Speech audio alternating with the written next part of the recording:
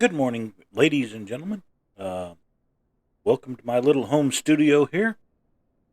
Today I've decided that on a last minute substitution of aircraft, I'm going to go with my Seneca instead of the Kodiak. And because I'm comfortable with flying the Seneca, and I'm hoping my avionics work correctly this morning. But we're going to take a little tour up the Natchez Trace Parkway. It's a kind of a scenic route throughout, runs from Nashville, Tennessee to Natchez, Mississippi.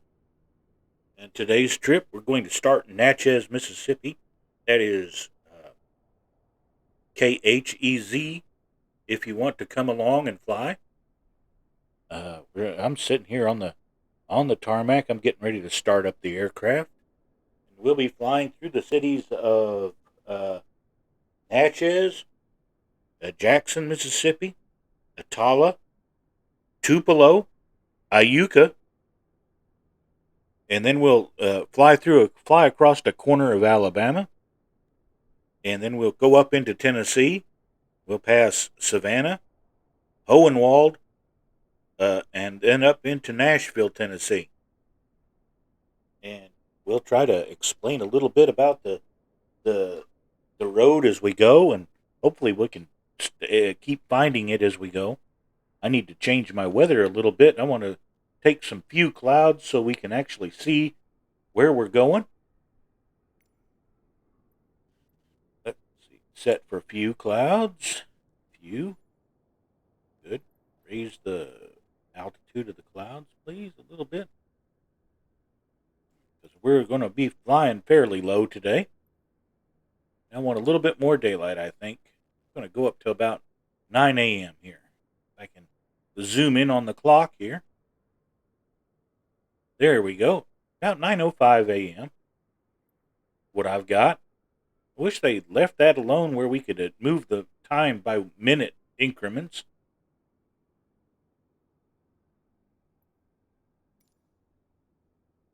There we go. That gives us a nice looking day here as we look around Natchez.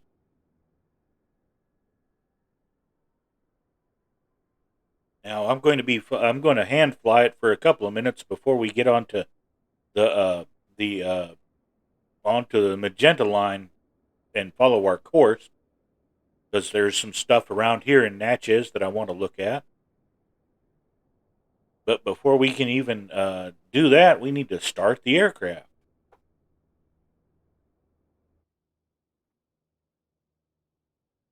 Let's see. Let's open the window a little bit so we can get some of that outside sound in here. Let's see. We want to turn our fuel on.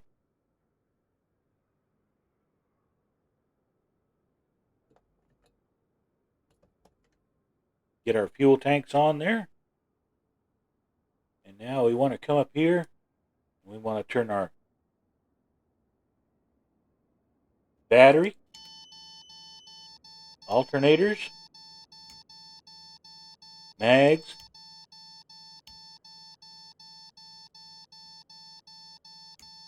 get the whole lot on. And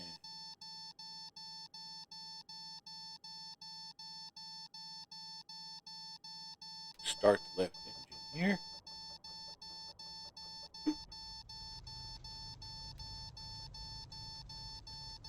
Don't know what it's whining about. Must have bumped a button. I will bet you $1 to a donut I've bumped a button somewhere.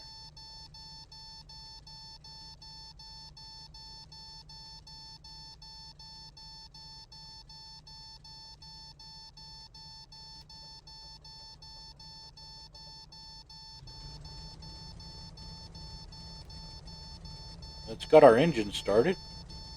Now we need to turn our radio master on. We'll turn our transponder on. I remembered that this time. And let's see, on. We want the squawk altimeter. Wish I knew what was beeping. Let's look at the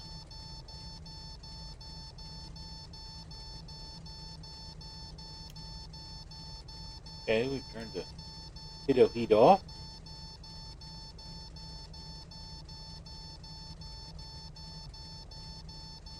Now I'm not going to put up with that all this whole flight.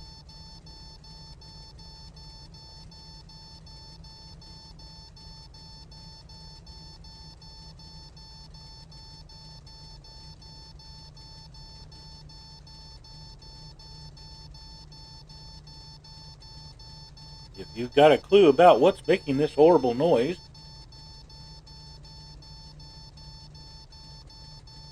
let's see, I want to turn my nav lights on. Taxi lights. Landing lights on regular. We'll leave the fin strobe alone.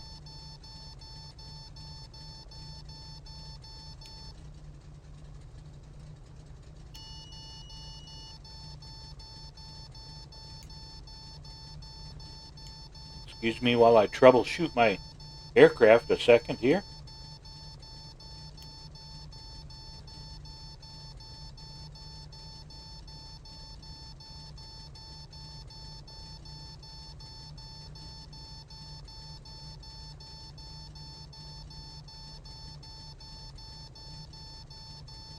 If I knew what was actually making the noise, I could turn it off.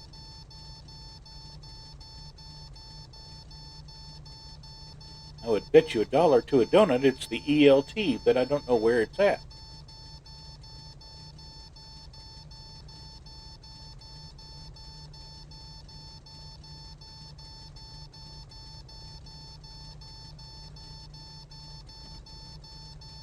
It's not the door.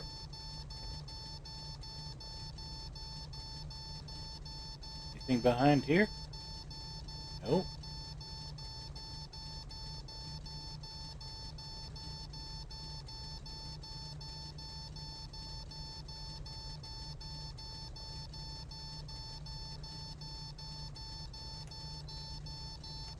Okay, it's not the ELT. It's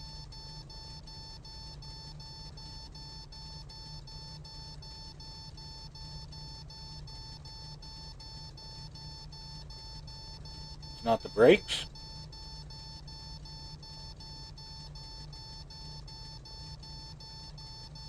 Okay, since I don't know what this is, what I'm going to do is I'm going to hit the restart button here because I don't like that noise.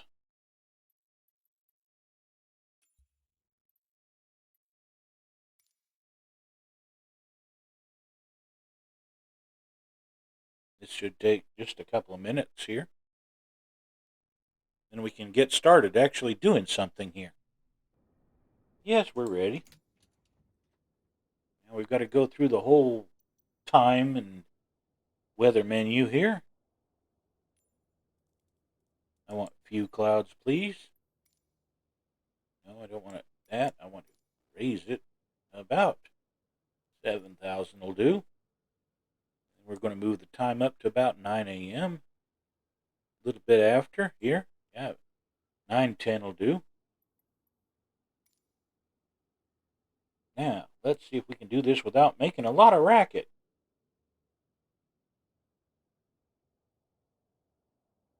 Okay.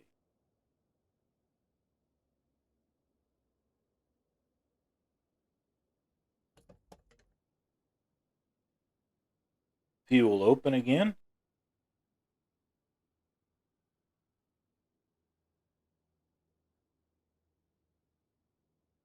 Well, let's see. Turn the batteries on. Alternators on. Mags on. Okay. And we've got our mixture to rich.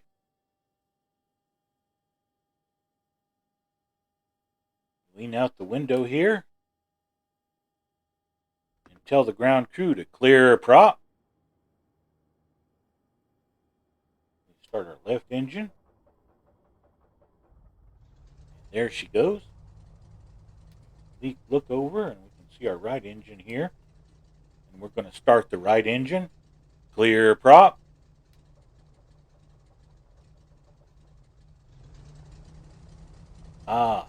and no nasty little beeping noises.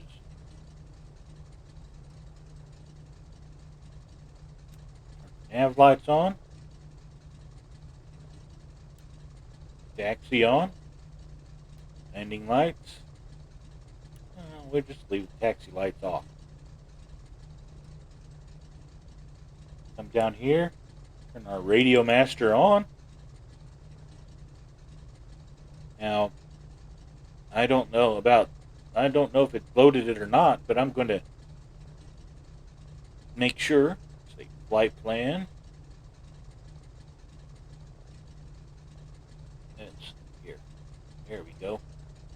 Now, go to menu. We want to invert our flight plan once. Then we're going to hit menu again, and we're going to invert it again.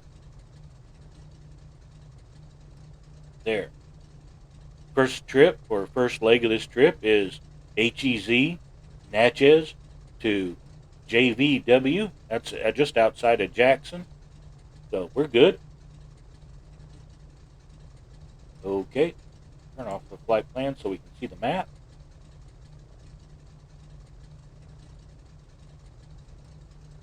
Where are we? Okay.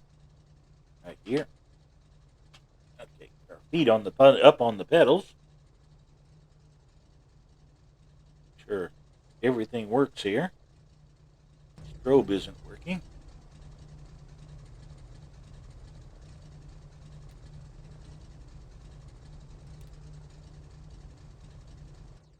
There it goes.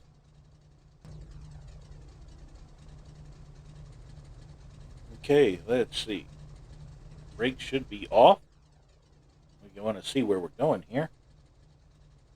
Let's hit some gas here.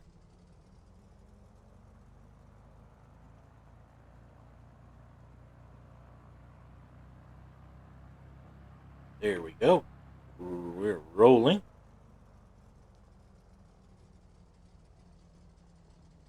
Now what I'm going to do is taxi down to the end of runway of runway. Let's see what it says here. We're going to the runway, the right end of the runway. That'll be up here on. As soon as I can get close enough where I can read.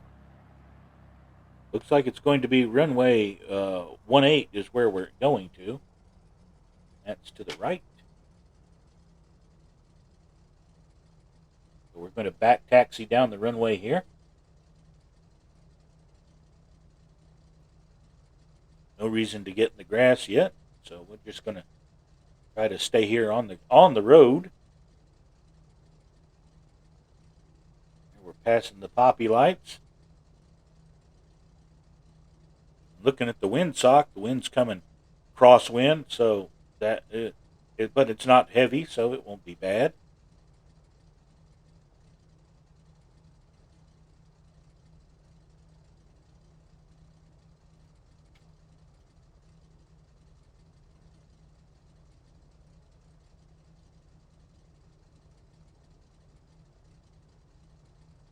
Oh goodness, looks like there was a taxiway that came down here after all.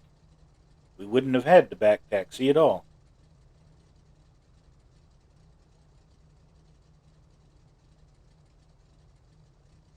Let's get turned around here. Okay, I did a restart. Let's come to a complete stop here. Set our brake. Now we're going to play the server game. I need to go west for a second.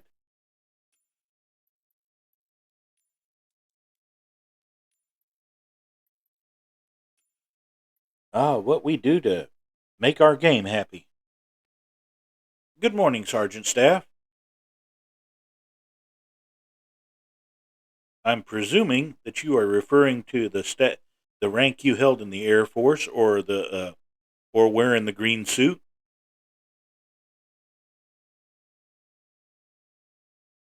I'm kind of partial to staff sergeants myself. My dad was a staff sergeant in the Air Force. Yeah, it's a good thing, isn't it? My dad he trained navigators on B-52s in the Strategic Air Command. So I kind of grew up around. Around JP4 and the roar of big Boeings. Okay, click back here. We'll give the servers a second to see if they can kick in here.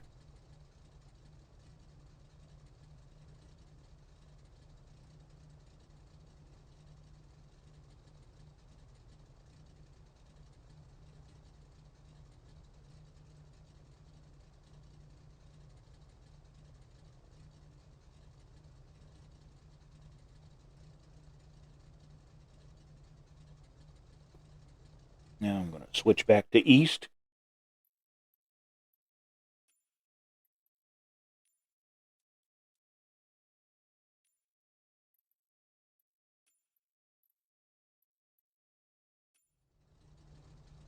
And then we pray and hope a lot. Now, I know it's early on Sunday morning here in the States. I'm on the Central Time Zone, so there's probably not a lot of folks up and running their simulators yet. But I like to be able to cover my bases and see if there's any traffic. And I'd like to, and I'm hoping that people will be interested enough to want to come along.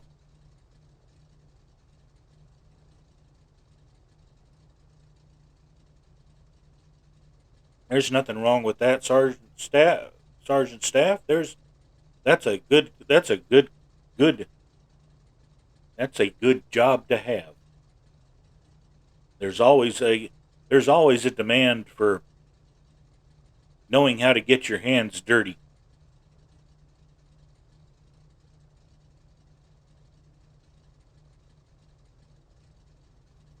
Look around and see if we see any name tags.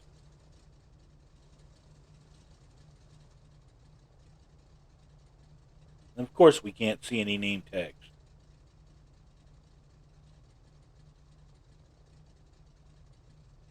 I'm not sure if I know a lot of people like the Xbox and that we can cross-platform this, but they kind of borked it when they did the SU5 multiplayer. The multiplayer stuff has been kind of weird ever since. Sergeant Staff, I'm at KHEZ. This is the airport in downtown, just outside of Natchez, Mississippi. And no, don't ask me to spell Mississippi. I couldn't pass that test. I can barely spell Alabama. And I have to have lots of practice with that.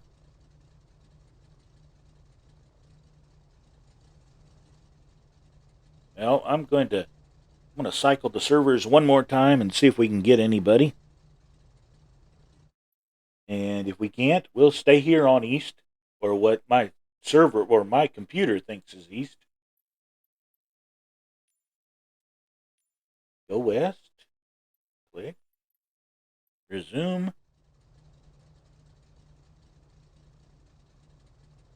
Any name tags, even if it's a Boeing 747 at 30,000 feet, that would be a welcome sight.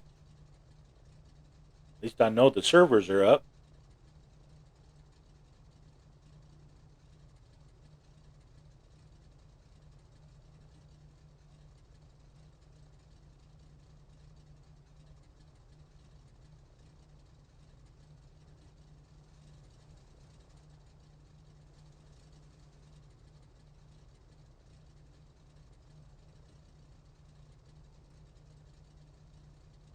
Okay, I'm going to go ahead and cycle back to the east and hope we gave it long enough.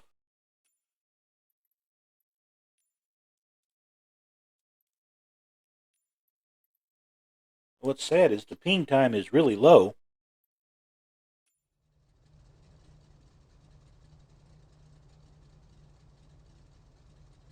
So you'd think the servers wouldn't have any issue.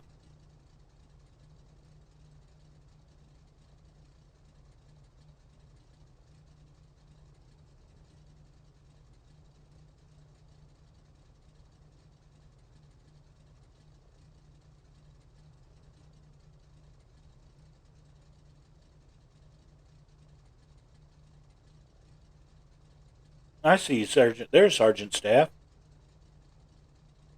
We can wait a few minutes if you want to taxi out here after you get your engine started.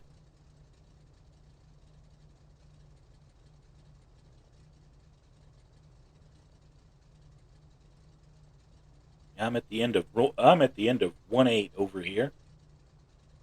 I'm not aware that it's nice to check the airport map and see if there's actually more. There is more than one runway.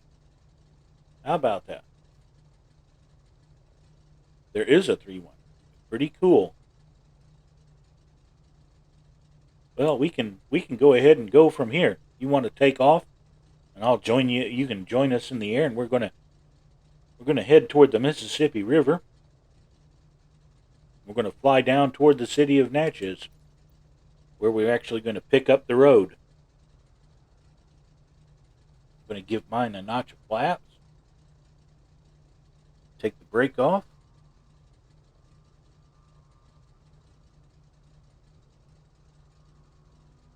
The King Air is obviously a good choice.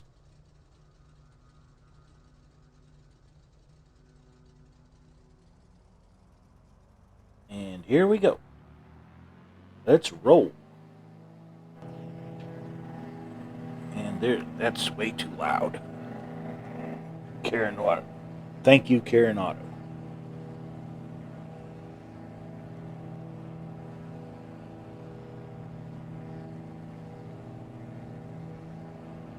Well, shoot.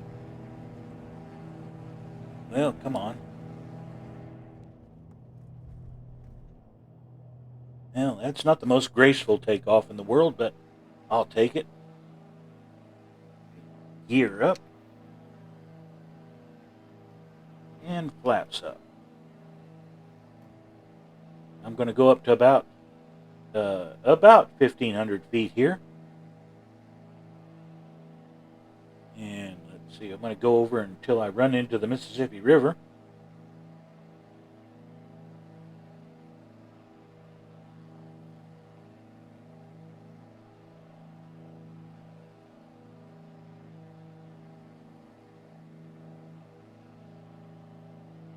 I want to come back a little bit on my RPMs to about I want to come back to about 2,400.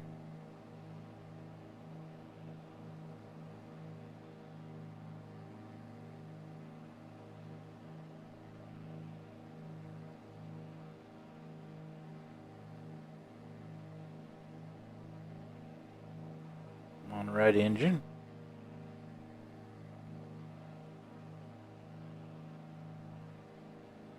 There's the river.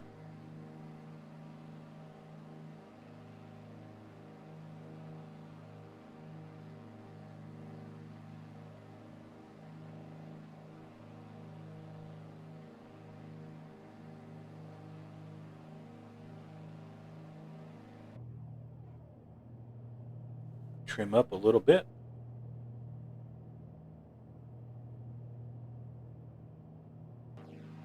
There we go. And we can come down here toward the Natchez trade, or the city of Natchez. Passing over a golf course. They're ubiquitous everywhere. Even Southerners play golf.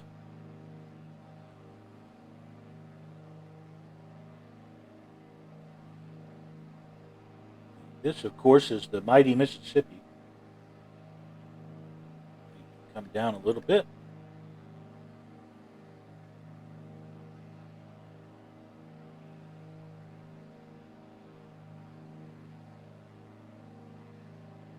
Now I'm hoping I'm not too high. I want to be able to spot the road.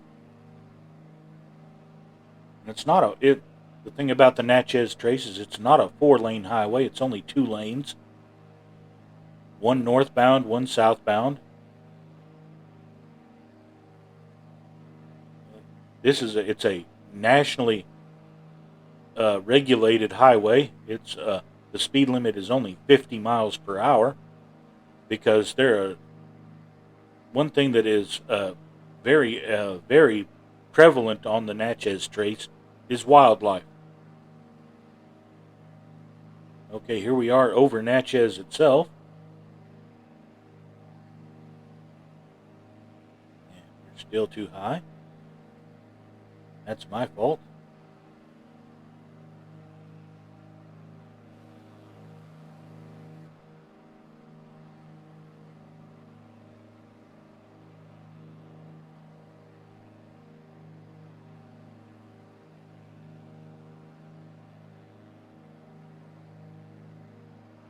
Now, I've never been to Natchez, but they say it's pretty much a roaring boom town again, thanks to the legalization of gambling in several of on the riverboats.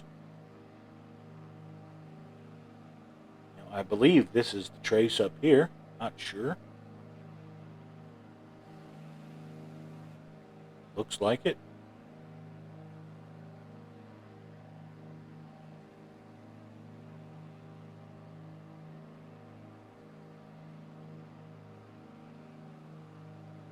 Now here in a second, I'm going to turn the controls over to auto. Hope it works.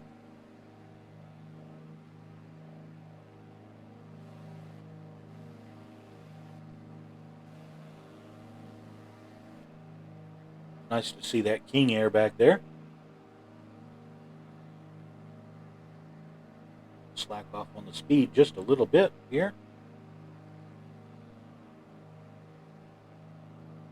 There's one thing I'll say about the South is it's not about the speed of the trip, it's about the journey you take. Come on down. Nice and gentle like.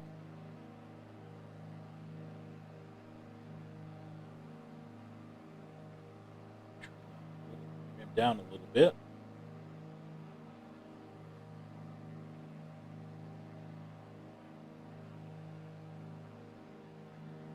Let's go inside.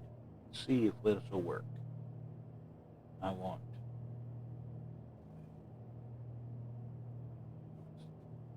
There we go. That, and I want to go to change the CDI, nav, and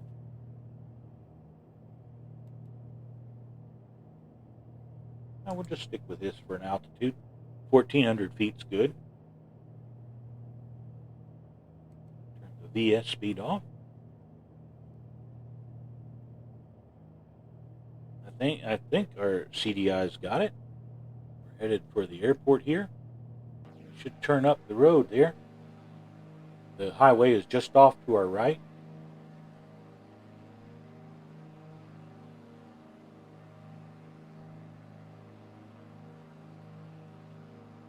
Actually, I think the Trace is a little bit off to our left, if I look at my map correctly.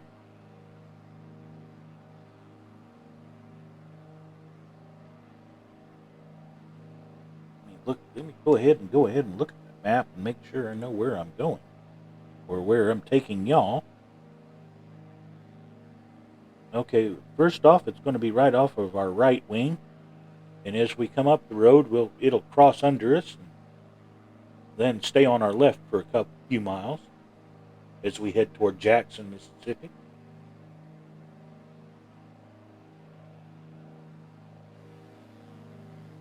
And pretty much that stripe through the wilderness over there is the Trace.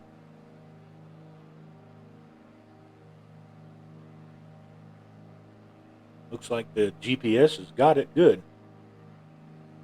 I love the Seneca.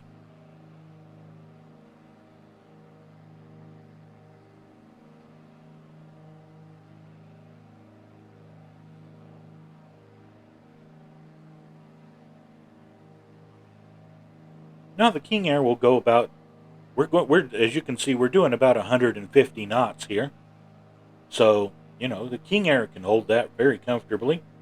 I think it's a good match for the Seneca, and it's got power to burn, so you can climb and descend at whatever rate you want, and not have to worry about, do I have enough power for this?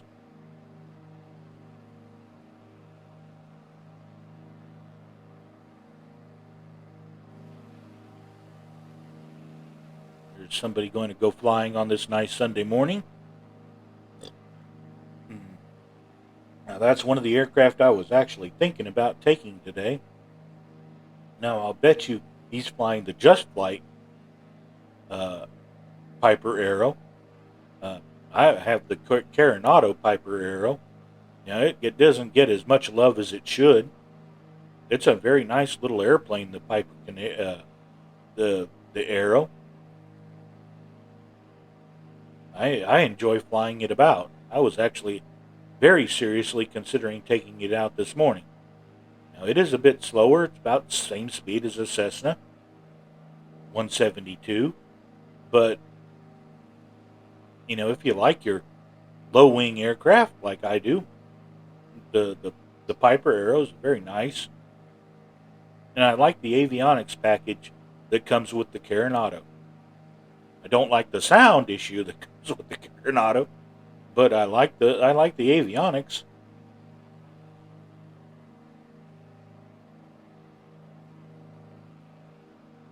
Okay, I'm going to go ahead and see if I can raise us up to right at 1,500 feet here. Mount off that. Come in a little bit so we can activate the mouse. I want to go at 400 feet a minute. Look at the altimeter here, because we only wanted to move a couple of 100 feet.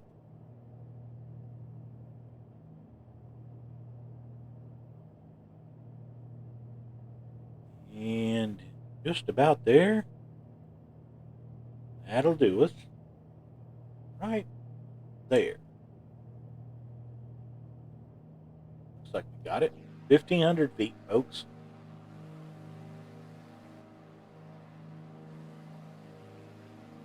Let's get on the objective here is to find the road. Let's look at our map and see where we're at. Yeah, we've crossed over it. It's on our left over here. About maybe a mile off, or less than a mile. Hard to tell under that foliage. Lots of trees.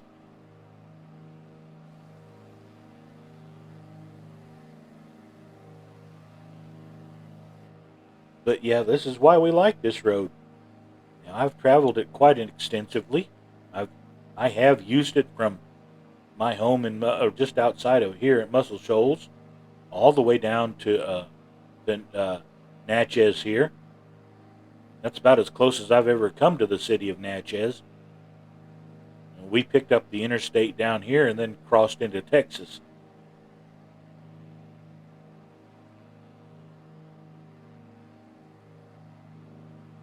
Actually, we crossed into Louisiana first and then crossed into Texas. I think that was the year we actually did. We stopped at the Tyler Airport before we had a Renaissance Fair event we were contracted to go to, and we went to the Tyler, Texas Airfield and Air Museum because we were early, and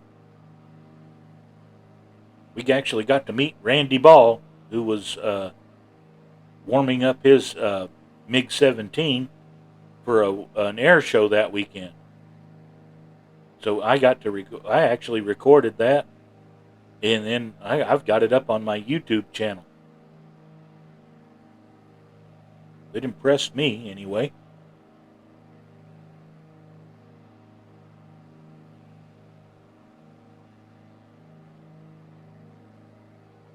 Are you doing Sky Park too, Sergeant Staff?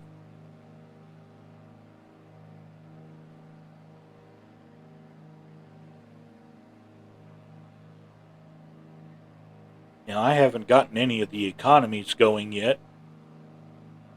I'm not that confident in my long-term flying ability. I'm happy if I can make a flight from A to B and land the airplane again.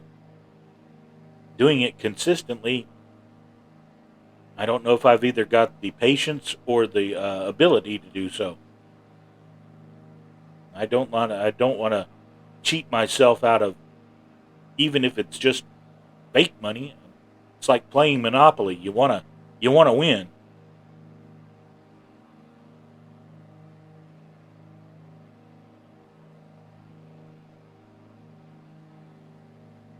And let's see. Look at our chart. Oh yeah, we're 43 miles from Jackson. Let's see if we can find a VOR up at Jackson. See if we can tune that in. We should have done that first. Yeah, there is a Jackson VOR. How about that? They have a vortex. 113.2. How about that? Okay, let's go to... First off, let's push the button. And then we want to go to 113.2. Switch channels. Come on, behave yourself. There you go. 113.2. That changed the main one. See if it'll do the same for the secondary. 13.2, please.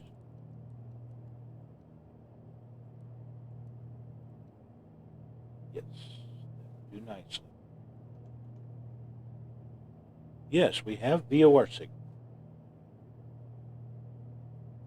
It's on a heading of, we're running it right at 45 or so. So we'll want to move that the other way here to right at 45 or so.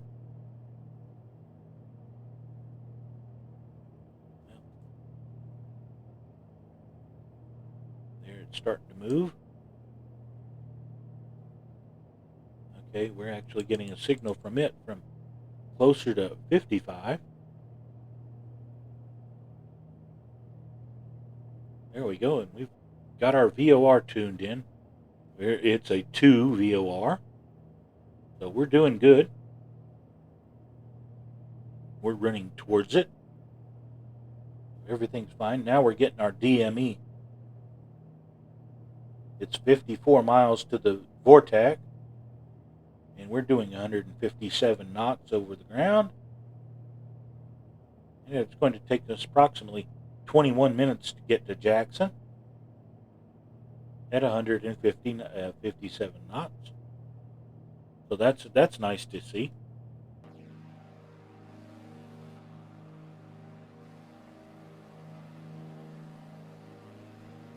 Now you can see what kind of countryside we're flying over here. This is the kind of countryside that the Trace runs through. You can see how rural Mississippi still is. There's a lot of development possibilities down here in Mississippi. Land isn't too expensive yet, and there's a lot of room to grow. And the thing about Southerners is we kind of like it that way. I guess we're kind of strange. I know how vigorously my town fights off development.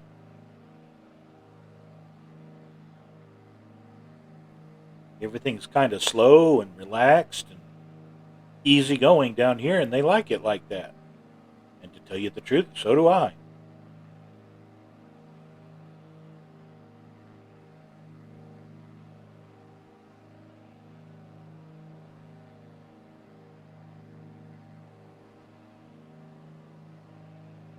Yep, Captain Seppi hasn't expanded out.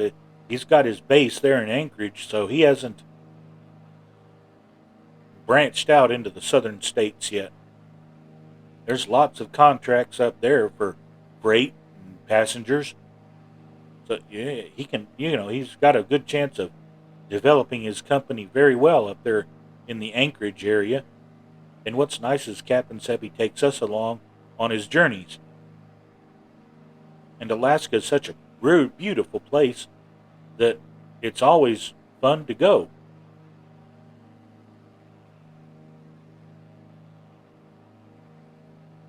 I always get a kick out of flying with Captain Seppi up in Alaska because you do have to watch out for ice and the weather because that is a big factor up there.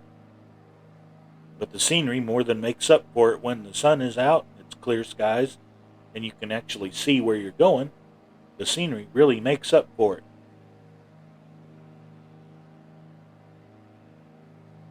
I guess that's why I like the Seneca here so much.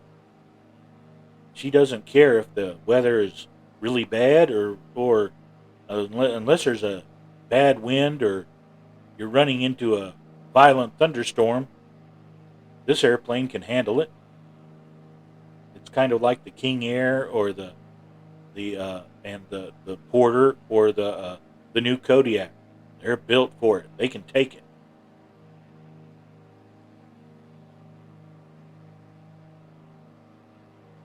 Well, Sergeant Staff, have you picked up the Kodiak yet?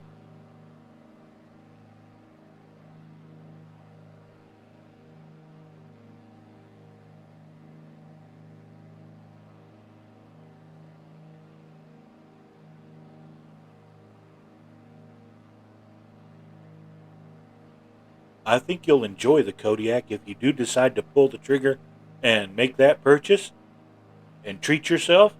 You will enjoy the Kodiak you get.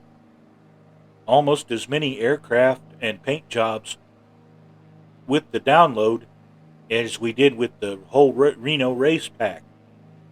It's got 40 different liveries and combinations of interiors and and and wheel setups that really make it an interesting aircraft to take out.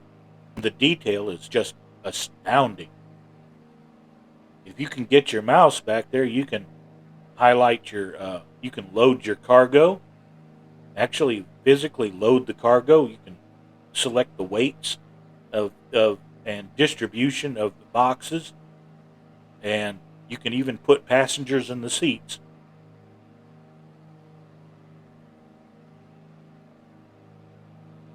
Now, I leave aircraft like that for. Now, I've got it. I went ahead and bought it.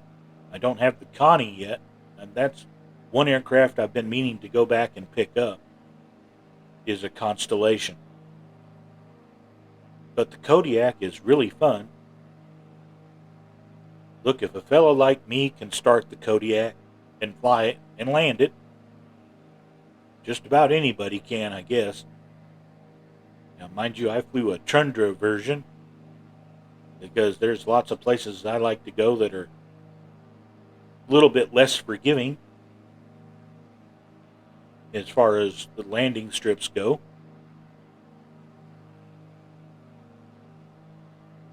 One thing I've been meaning to do with the Kodiak is I'd like to fly it towards my hometown airstrip and see if I can get that Kodiak into that little bitty airstrip.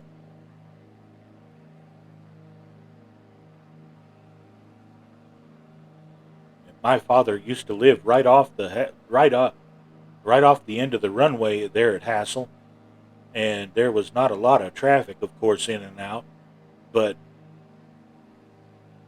there was it was you know it was always interesting when there was traffic because they would pass so low over the house.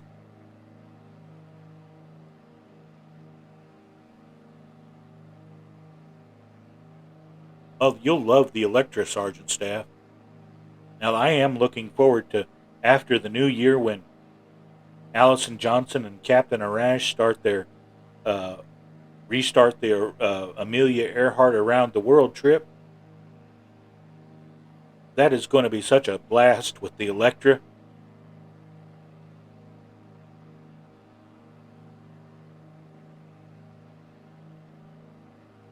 And it's not a bad flyer. And you can choose either, they give you several types of Electra. You can fly the Amelia Earhart version, which is the E10E, or you can fly you can fly an Electra with modern avionics in it. and it does a very good job with that. It's almost as good as the Seneca here, and it's got those radial engines, so that's a fun aircraft to fly. Now, where are we at? Well, we're 17 miles outside of Jackson, and then from Jackson we'll head toward Attala, Mississippi.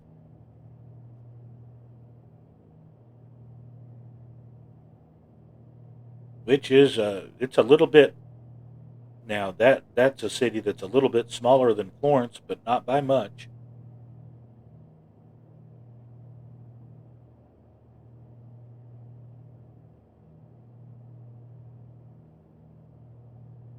Gosh, I love looking at the scenery in this simulator.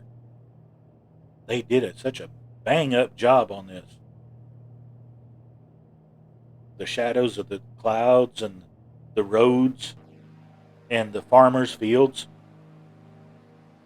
What I was tickled at when I landed in my own field, and I have a piece of land up in Tennessee that I actually cared to set down in. They even the satellite picture even included the old barn that's up on the property. So I wasn't able to land next to the barn, but I landed down in the main. It's a 28-acre field, so there was plenty of length and width to land in, even in the bottom in a little valley. I think if I'd have tried, I could have probably landed in the 7-acre field too, which is at a 90-degree angle to the main field.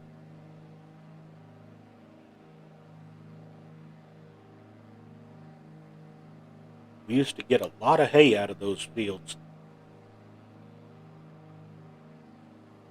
Well, good morning, Gibbo.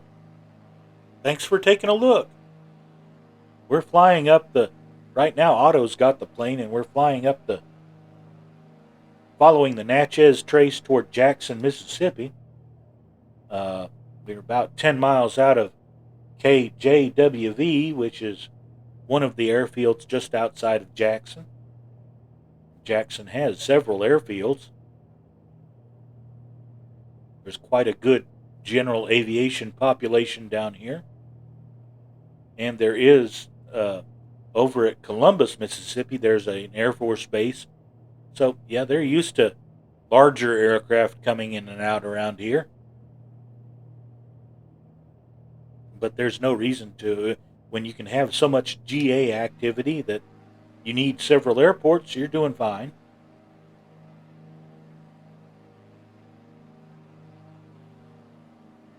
Wow, I'm just amazed at y'all. I really am. Like when I look backwards, there's Sergeant Staff over there on our port side. Uh, he's flying a nice King Air with Captain Seppi's livery on it. And there's some other aircraft up in the air with us. There's a Kodiak back there. He's also trying it out this morning. This is a beautiful day for a Kodiak flight. Lots of terrain to look at. It's so beautiful down here. Now, mind you, this part of Mississippi is kind of flat.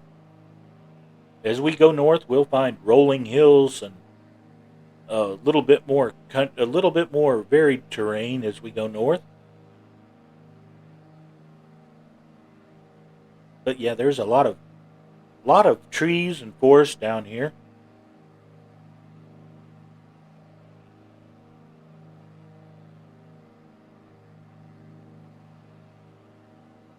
As you can see, we don't get a lot of company down here, but we want to be appreciative and grateful to all the company we can get.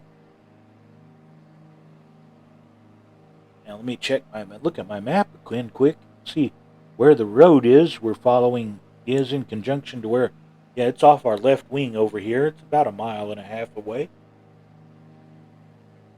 See if we can spot it from the air. Yeah. There it is off our left.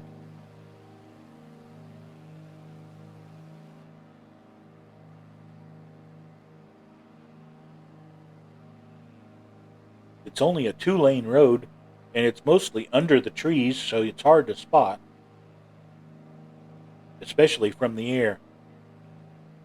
When I've gone to Tupelo in the summertime, you can it's like driving through a tunnel. The trees are overhead and so thick and green that you can't that hardly any sunlight comes in. And one of the main things we have to watch out for is the wildlife on the trace.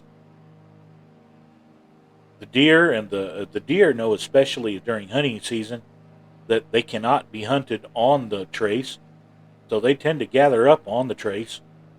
That means they're standing in the road at odd hours, and so you can get it if you want to see a white-tailed deer. Uh-oh, there we go. They're moving again. You want to see white-tailed deer in their natural environment. The Natchez Trace is a really good way to travel to see them. There's the trace under us right now.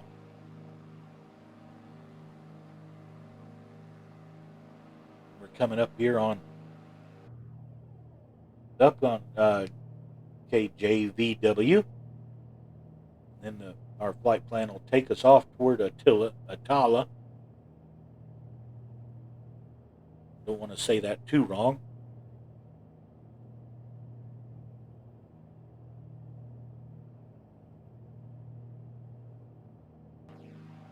And we are in Jackson, Mississippi. This is Jackson, Mississippi right under us. And off to our right, or left, right over here. With the little ring on our finger so we can remember which side is which. This side is our right side.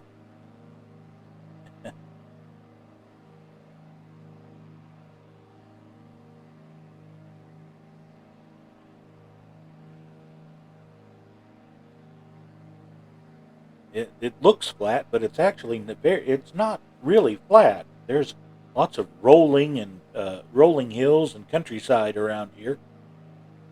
It's not steep up and down, but it is more of a gentle 3 or 5 degree slope. You're not going to get too steep around here. But there are enough hills to give you a varied sense of terrain and to kind of control your sight line. Let's see. Now our next airport on our little trip is KOSX, Kilo Oscar Sierra X-Ray, and that's outside of Attala, Mississippi.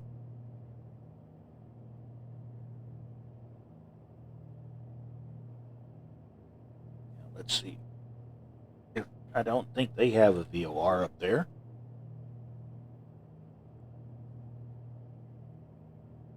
No, they don't. I think the next VOR is probably up at it's toward Columbus, and that's a bit far away. Let's see. Now that says we can pick it up at 115 miles, and it says its range is only 40 though.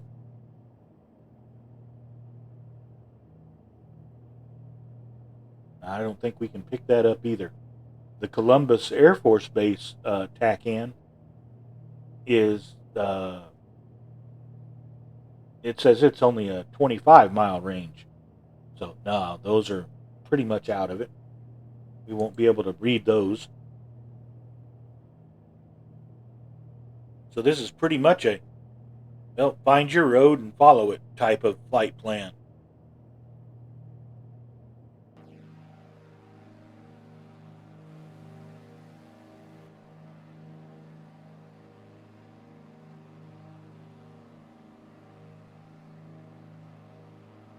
One of the other things that I enjoyed on my road trips down the Natchez Trace were the sheer numbers of wild animals, and we had wild turkeys that would just be everywhere on the side of the road and on the road and just all over the place, which are really beautiful animals. I can see why Benjamin Franklin wanted to make the turkey the national bird of America. It's a very graceful and active bird. It's very big, but it's almost nothing like what the kind of turkey that we find on our table at Thanksgiving. The American wild turkey is a very cunning and smart critter. He knows when you're hunting him and when you're not.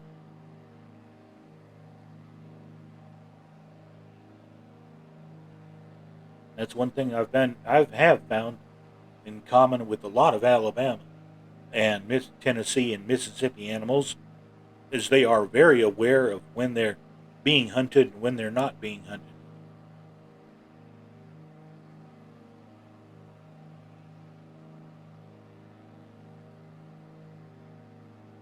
Yep, more than welcome to join us if you wish. Yeah, that's my gamer tag. I'm 20 years ago I was Sir Fuzz on everything I played, and here in Flight Simulator I have to go by. I couldn't get Sir Fuzz, so I went with the next best thing. I went with what I was. I was a sword fighter at the time, so I went with my Kazaki group and stayed with that. And it's like when I'm racing, I can be found with the tag Sir Fuzz to you on my race statistic stuff, because there's a lot. You just can't get the old stuff. You had to go with the new and adapt.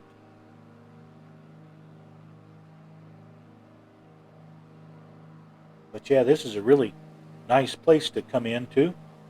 Welcome aboard, Gibbo. I think you'll find the Kodiak is a good match for this run. We're only doing 150 knots, so the Kodiak is a really good choice for this flight.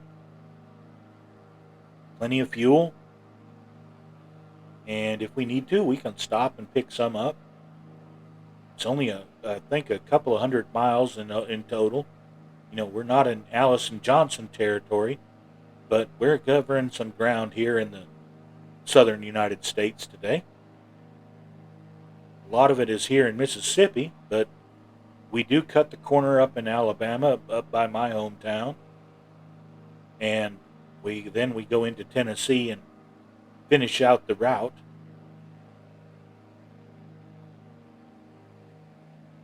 I was debating when I was putting this flight plan together. I do have two options. I was going to end it at my hometown, but I decided to go ahead and take us all the way up to Nashville and the end of the trace.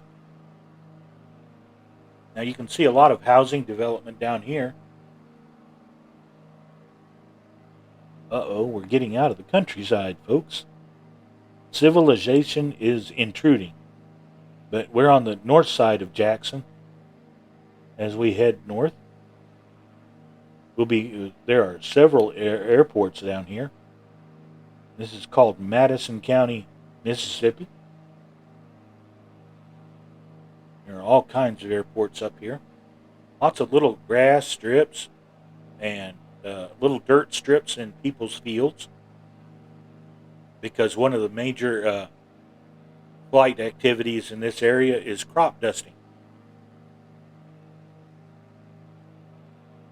The fields are of a size and crop size that, like cotton and for corn and wheat, that crop dusting is actually a very lucrative way of controlling both pests and weeds.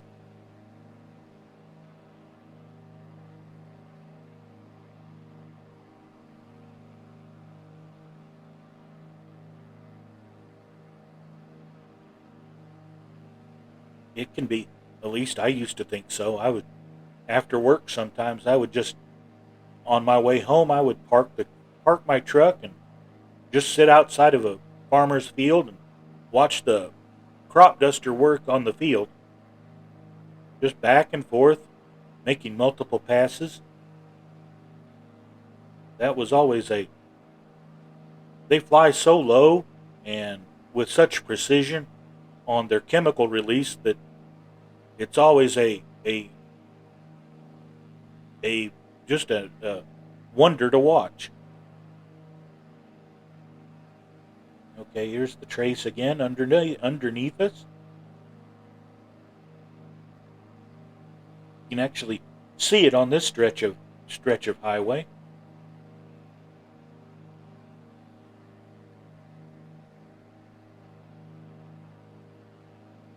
Now, when I put this plan together, I could have probably put in a lot of little bitty waypoints along the way to follow the road, but I just picked a few airports along the road to keep us close and so that we could get an idea of just where it goes and what it covers and the cities it goes through.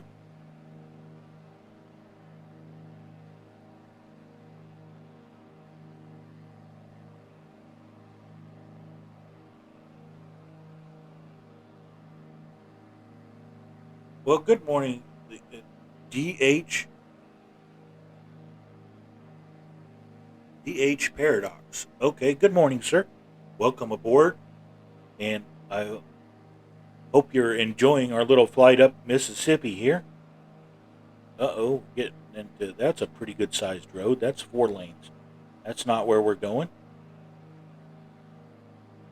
Where are we on the map? Where's our highway, folks? Oh, it's well off to our right side.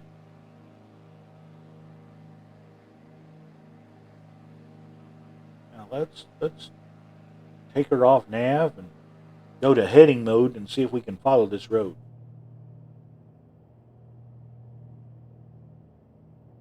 Let's bring our heading bug to where we're at so we don't get a huge course change. Go to that. Then I want to take us off to the right here and see if we can find the trace. Don't want that much of a turn, thank you.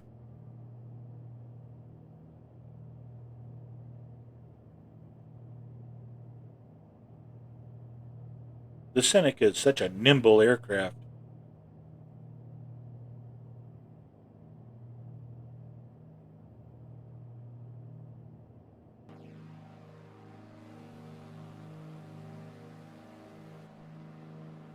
The trace is in between us and that lake over there.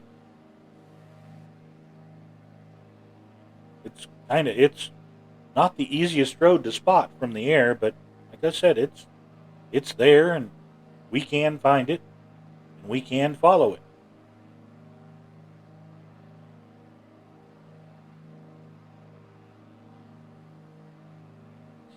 That it. That's a 2-lane road. I don't know if it's our 2-lane road. Yeah, we're well off to the. We still need to go east a little bit more. About another 20 degrees or so. There we go. We'll go a heading of 080 for a little bit. See if we can find this road.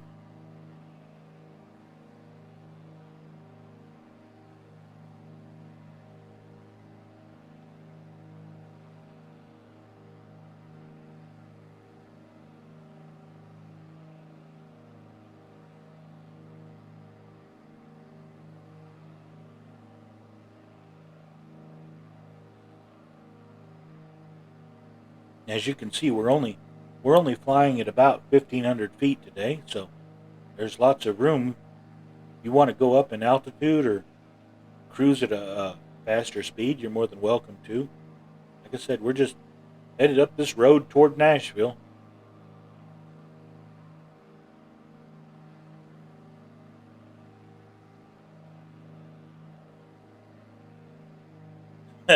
Speaking of flying, I can hear an airplane outside the house right now. So somebody is cruising. Now there's our road. I'm going to come back to a more northerly heading.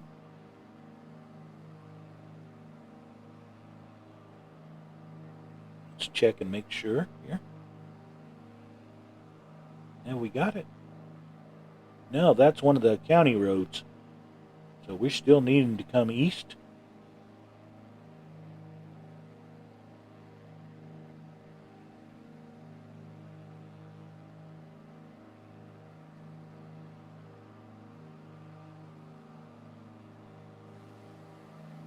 Wow. It may look flat, but it sure isn't.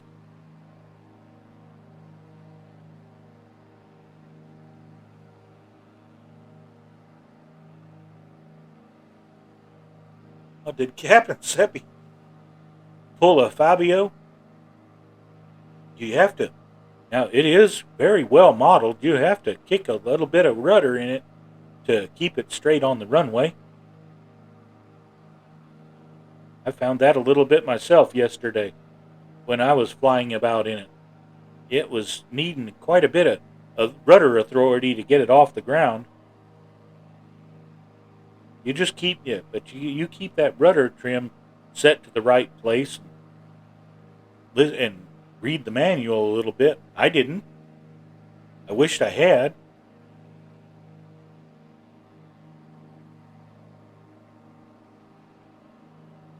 But I just went by the way it felt, and it sure felt it.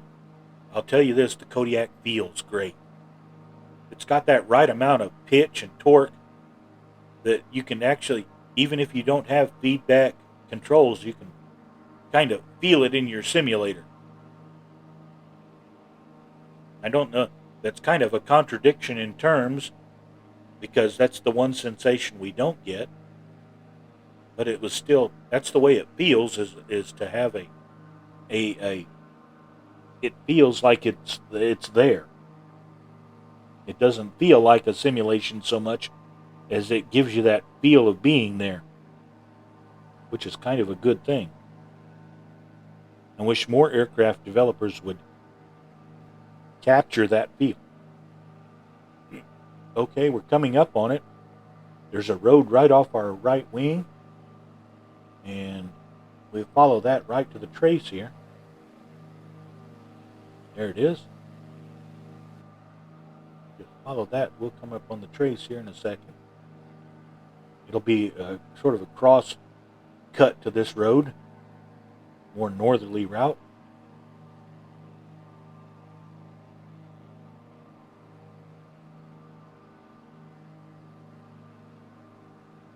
There I can actually see the trace coming up.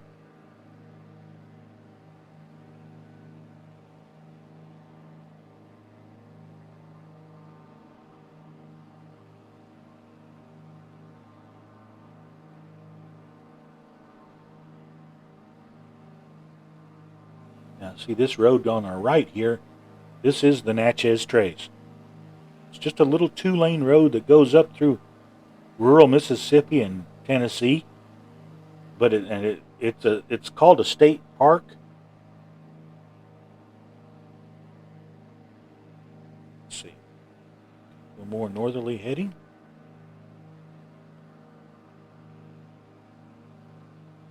We'll just follow the road here. Make sure we picked out the right road. Nope, the one we want is more north.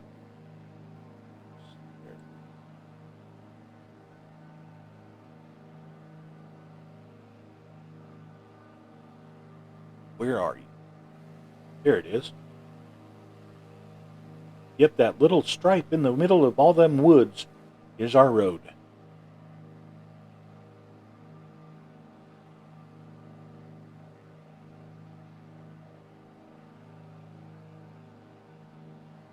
Well, good morning, Viper Strike. Are you ready for your Berlin trip?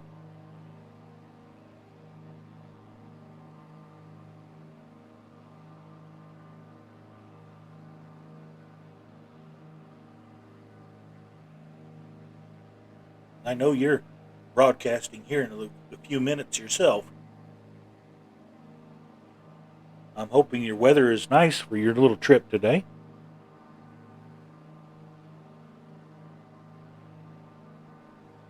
I know you've got quite a bit of Poland and Russia to cover today. Well, I appreciate your dropping in on us here in Mississippi today. We've got a little bit more time than 20 minutes to go on our flight, but I do appreciate your stopping by and checking us out. And I wish you all the clear skies and shiny side up on your trip. Iron Annie is such a great aircraft.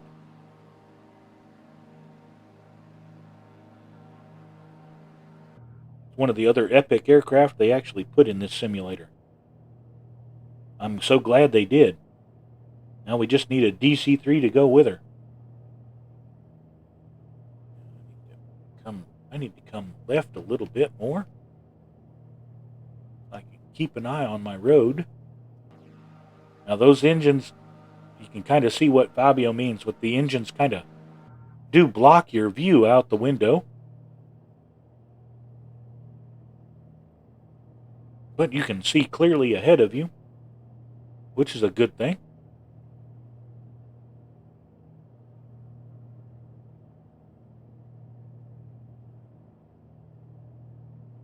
There we go, just a little bit more to the left here.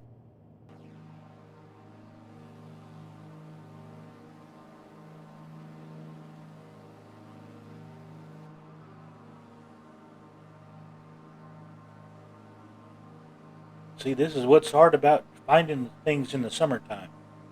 It's a lot easier to find this road in the wintertime, but until we can get the right foliage effects for these deciduous trees, in other words, they shed their leaves in the fall and are pretty much without green leaves on them.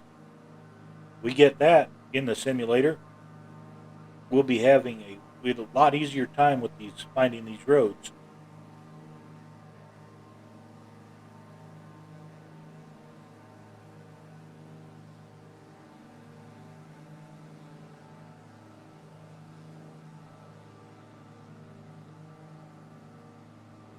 I had a couple of friends that lived up toward Kiev and Ukraine, so yeah, I'm pretty well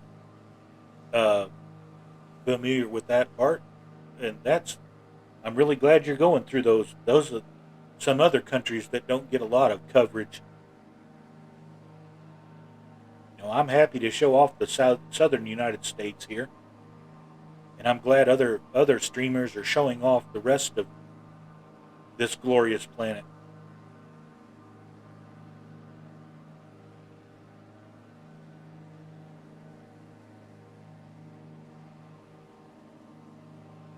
I'm sure there are probably Vipers going to be going through places that few of us simmers have ever gone to,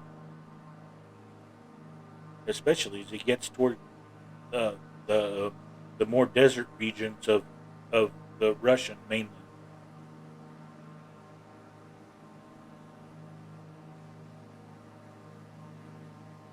We can see that here in the south, there's lots of people flying about, but most of them are at decent altitudes that they're not really seeing the countryside. There's our road off to our left here. I can hear the turbines on the King Air. Good old Senecas. Good old Caranado sound products.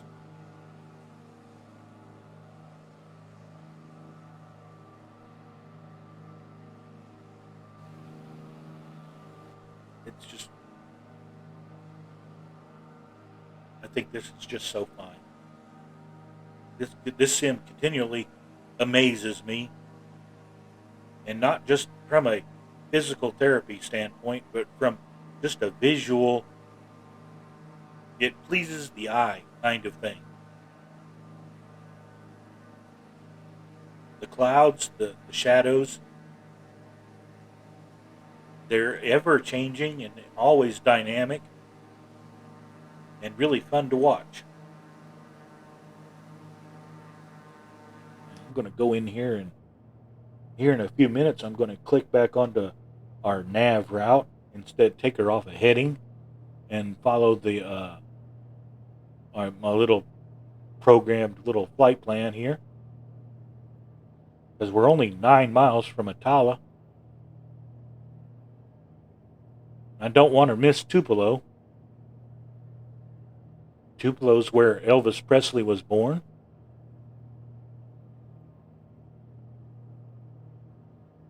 It's a town that featured in many songs, at least songs that I grew up with.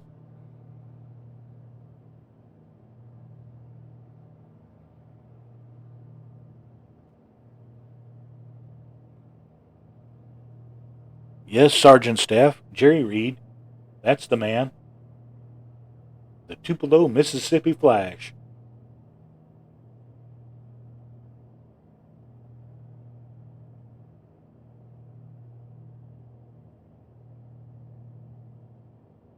I'm just going to bring her a little bit more to the left here, make it easier to find the magenta line again. Now from Atala, we're going up toward Tupelo.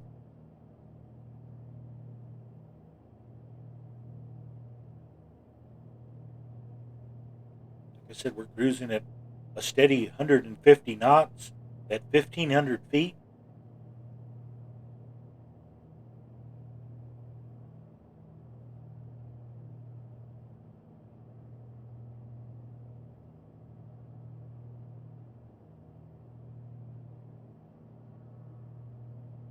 Now we'll probably pass directly over the Atala airport up here.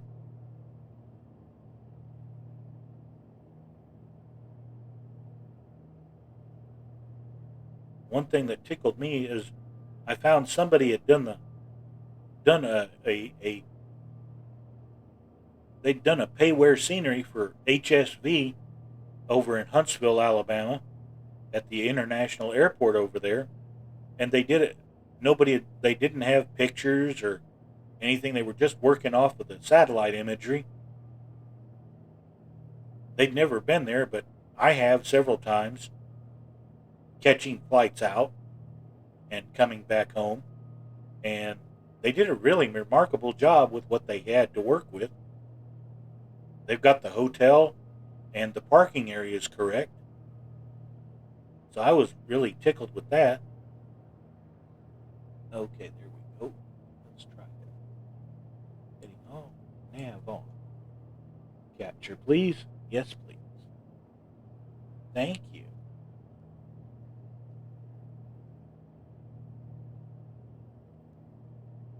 We have a capture.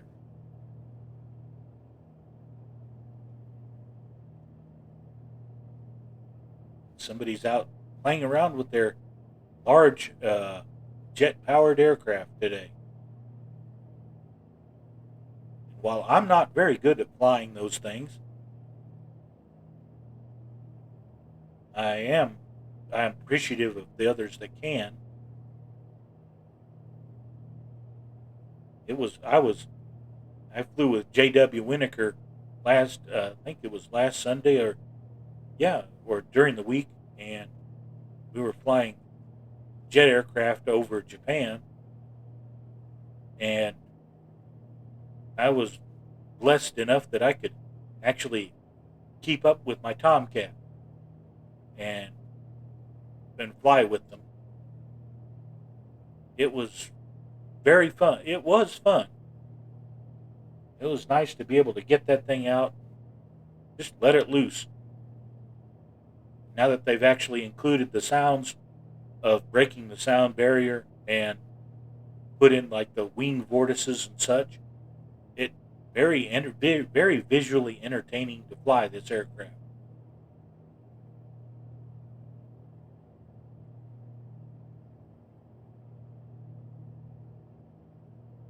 I'd like to see the Typhoon get that kind of care and attention.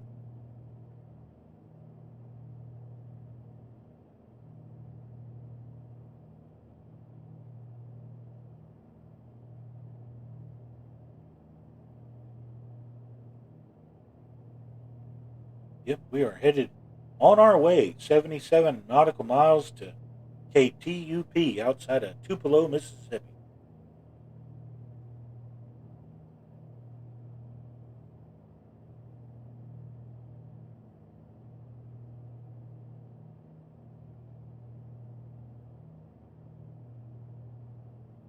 Now, I'm not sure if Tupelo has a VOR or not. Checking. They do have a DME. Let's see if we can tune that in. 109.8.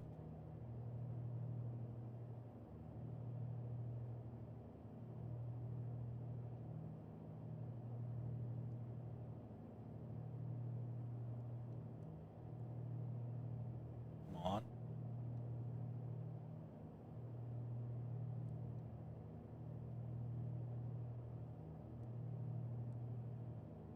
There it is. Going to make us focus in.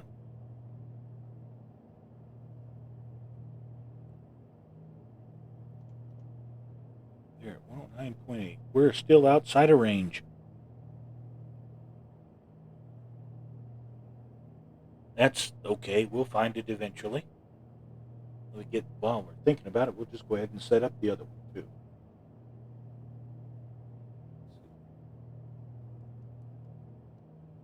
9. And I want 109.8. There we go. Switch.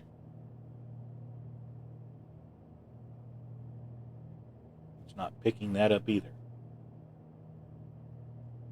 But we're not even picking up the DME for it yet either. Okay. We'll get there. Our turbine temperature is good. You always want to keep that under 1650. So we're doing fine on that. You can see the trace under our wing up here. You'll find these little fields and clearings all the way up and down the trace. It's also got several rest stops at convenient places and other activities that you can take part in. There are some places, there are actual tourist areas to look at. Lots of overlooks and places you can stop and have picnics and enjoy the scenery. One of the places I like to stop at there are several Indian mounds that are just outside of Tupelo. I like to stop there to get out and stretch my legs from a long drive.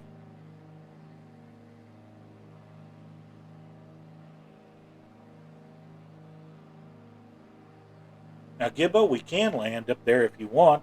If you need fuel or something like that, we can. You just sing out. We'll take a quick stop. We might as well. We can go ahead and stop at Tupelo for a quickie. Or we can do a touch and go. What do you guys want to do? Do you want to just do a touch and go, or press on toward Nashville?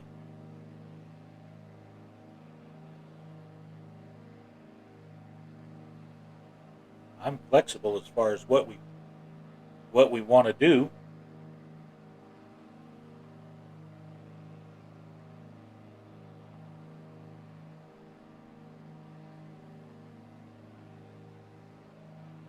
And we're far enough out that we can make our plans well in advance.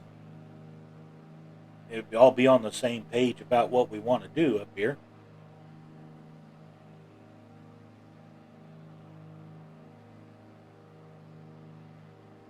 And you can see it's kind of hard to, but you can still see how the road just kind of wanders about.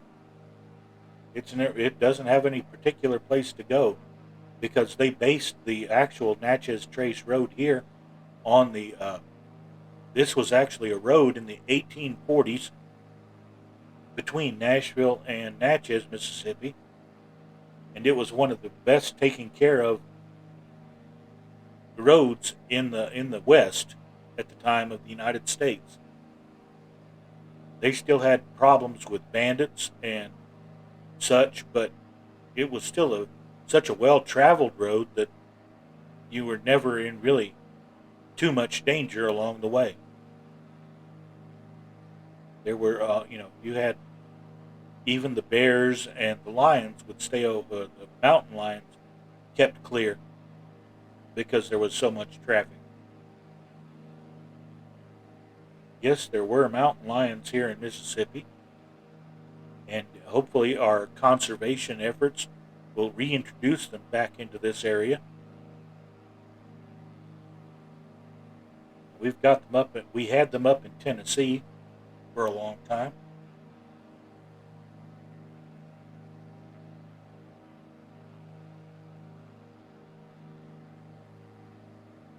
Well, thank you, Gibbo.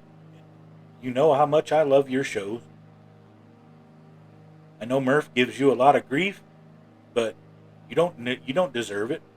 You do a really good, marvelous job with all the stuff you do for the show, and it's appreciated. Just want to let you know that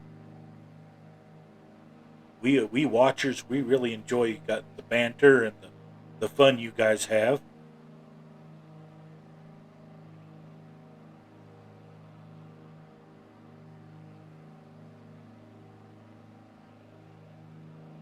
We'll go ahead and but we'll all do a little we'll do a full stop at Tupelo and let everybody get some gas. Then we'll continue on our way. We'll head up toward Nashville. Now this stream today is going to be a little bit longer than my normal hour and a half shows because this is a longer run. If you want to, I'm not a big grabber for audience. I'm just happy that you all showed up and cared to watch it all. It tickles me pink that if people want to do this at all. I know how much fun Murph is, and I'm hoping that eventually I can get around to being that entertaining myself.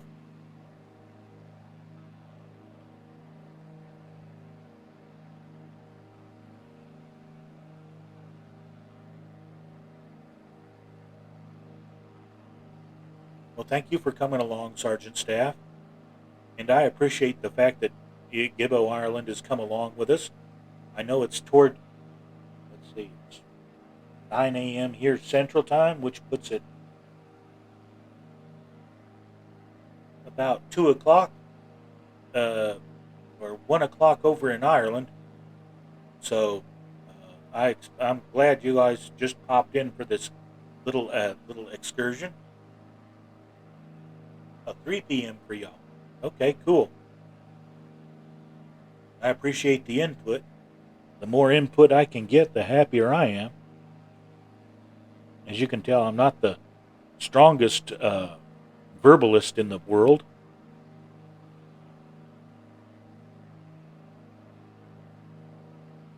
Now, 20 years ago, I had a really good DJ voice.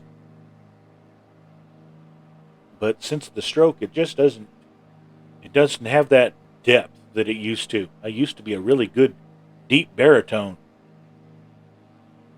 And I could make all those voice noises, but not anymore. Just something you got to get used to. And I'm using this as a kind of therapy it does exercise my vocal cords. It exercises the left side of my body quite a bit. It helps me get around a little bit more with my walking and stuff, and I'm really happy with that.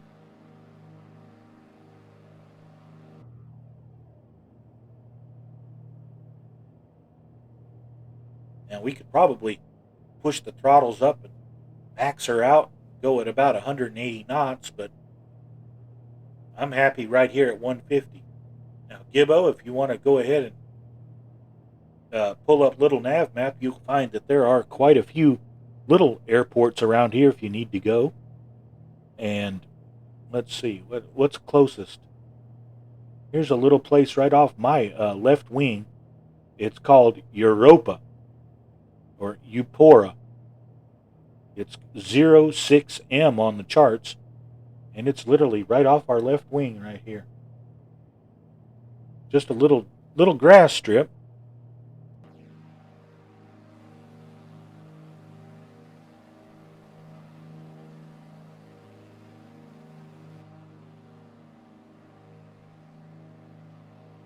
But as we found out, at least it's not covered in snow, like we found out yesterday with Allison's stream. A lot of those places were covered in snow, and it was kind of hard to spot the grass runways.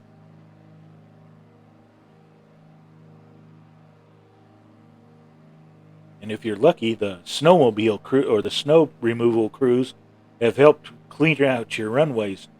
If not, you've got a white runway.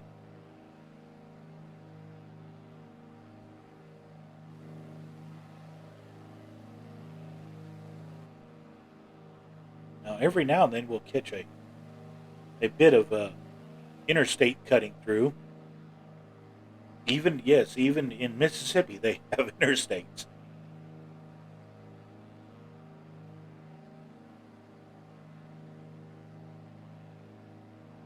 Now, sooner or later, that infrastructure bill is going to come due, and I wish our politicians would wake up to that fact. They've been putting it off and putting it off for 20 years now, and eventually that's going to catch up and bite them.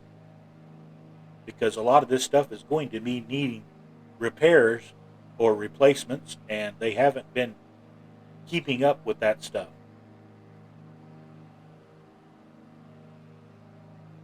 So I'm hoping that they'll come to their senses about that kind of thing. I wouldn't mind paying a little bit extra into the community fund for that, as long as it's going directly to that.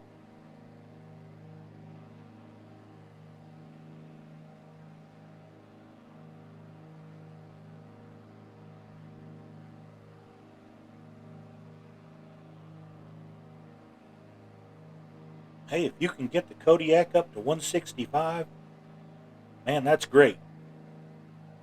I was managing about 155 yesterday, and I thought I had it pretty well floored out.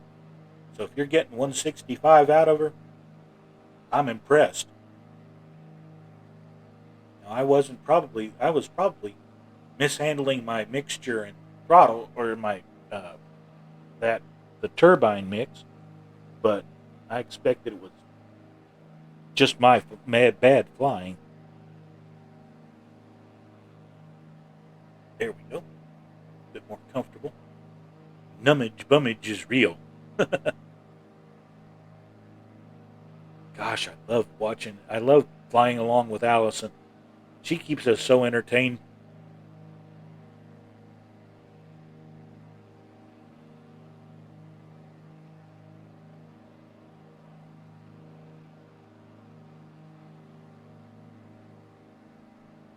But Gibbo and Murph are in a league of their own.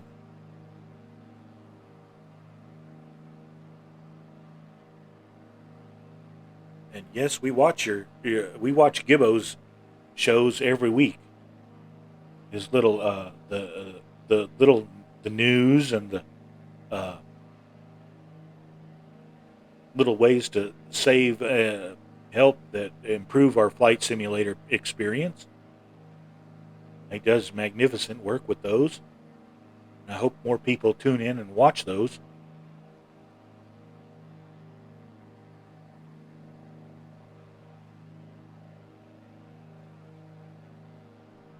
And one thing that I discovered that the way J.W. Winokur does it, he's got a little program that intercepts the sound between on our computer disks, between the OBS and our computers, and we'll keep it off of our VODs so that we don't get a copyright strike. And I need to get one of those and install it, and checked out, and tuned up so that I can listen and play my music here on the live streams and not have to worry about it being recorded on the VODs.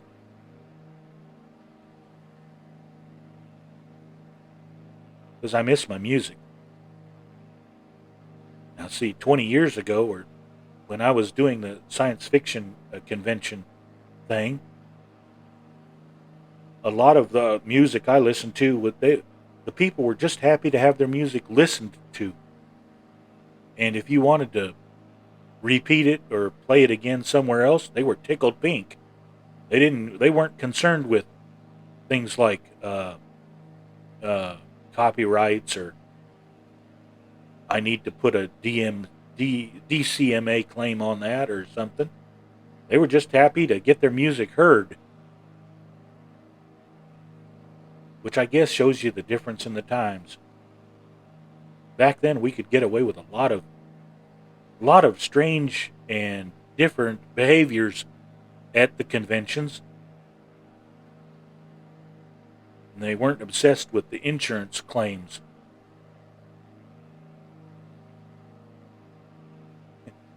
We loved our science fiction conventions back in the day because, well, beer was free. All you had to do was go to the convention suite and you could grab a beer anytime you wanted. Of course, most of us would bring our own stuff. It was usually a little bit harsher than beer.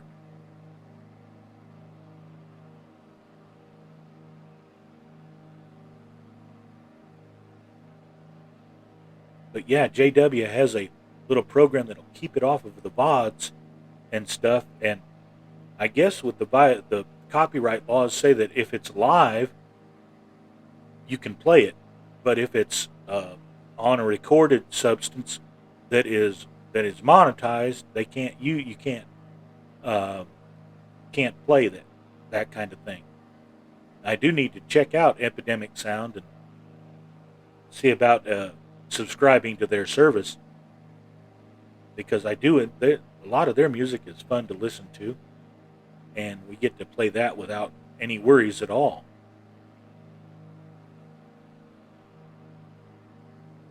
Goodness knows Murph makes the best use of that he can, and is always astounding with it.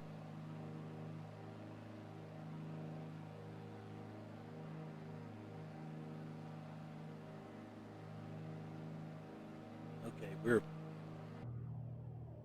30 miles out of Tupelo.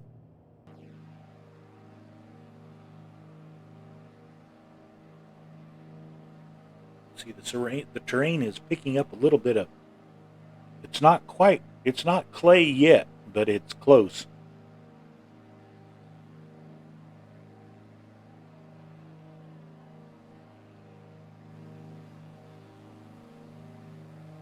Yeah, there's Gibbo. Just go external camera and pan it around here to see Gibbo back there.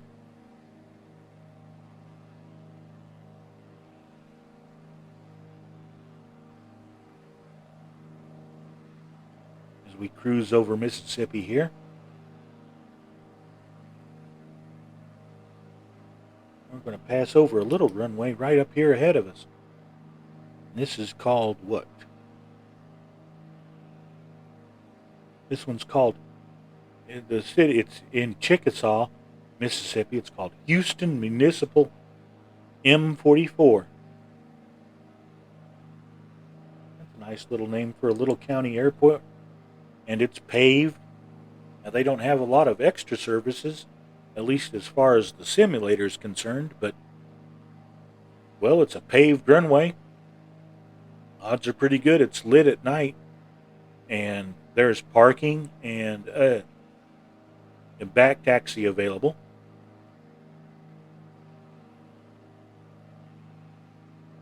And they do have an apron for parking. Always glad to see that in the sim.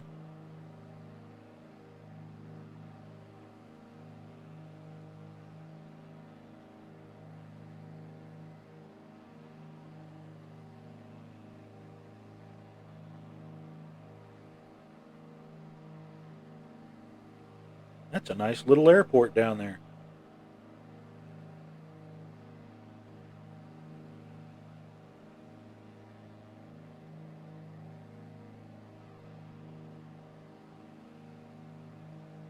(1,500 feet). We can still see they have some aircraft in the parking lot. How nice.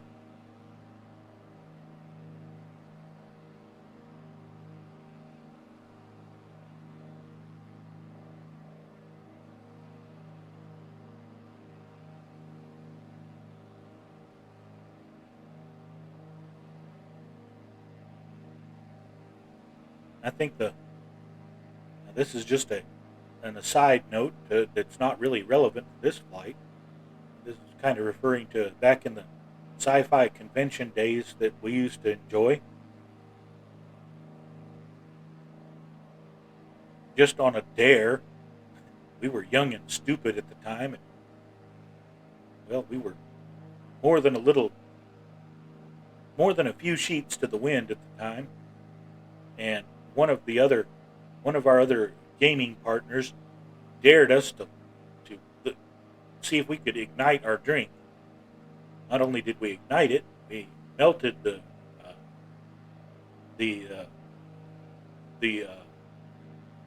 tarmac, the pavement that was in the parking lot. We melted about a 2-foot square of the parking lot. That was a very powerful drink.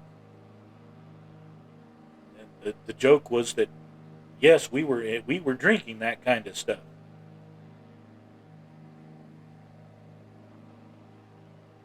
At the time, we called it a particle projection cannon. It was 4 shots of PGA and 2 shots of whatever house you were associated with. And in the game at the time that we were playing, called Battletech, there were 5 great houses: Curita, Davian, Steiner, Lau, and Merrick. And if you were, depending on which house you were in, determined what your 2 shots were. You were a House Curita fan, you drank sake. And if you were a House Davian fan, you drank bourbon or tequila. You had a choice. House Steiner was schnapps. House Merrick was ouzo. And House Lau was plum wine. And I was always a House Davian crazy person, so yeah, I was always drinking bourbon and PGA. Which was fine as long as you were seated. It's when you tried to stand up that was when it would really catch up with you how many drinks you'd had. Of course, you poured one, and it would generally last most of the evening, especially pushing miniatures around,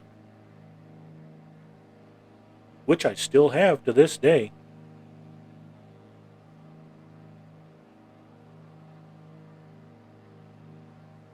If my hands were steady enough, I'd probably get back into painting them. They've still got their 25-year-old paint jobs still on them.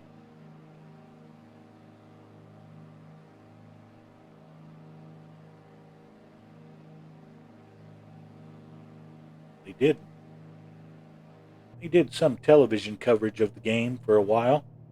They made a cartoon out of the series, and that was kind of neat. And then the interest waned out until the last couple of years. The interest has sparked back because the computer games for it have gotten better.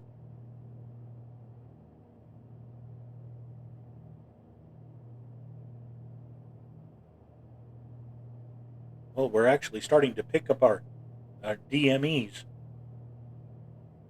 Let's say the DME is saying 11 miles, and the GPS is saying 14. So our VOR is obviously a little bit closer to us than our airport is.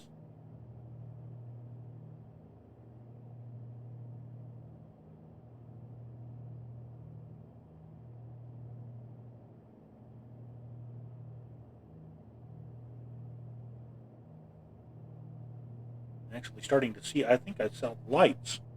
Not sure. Yep, there are the lights. So we are seeing the airport from out here. As soon as we get close enough, we'll take off, put Otto back under his chair and deflate him, and we'll take it manually and try to put this thing down on the ground here for a couple of minutes. Then we'll get back in the air and head on toward Nashville.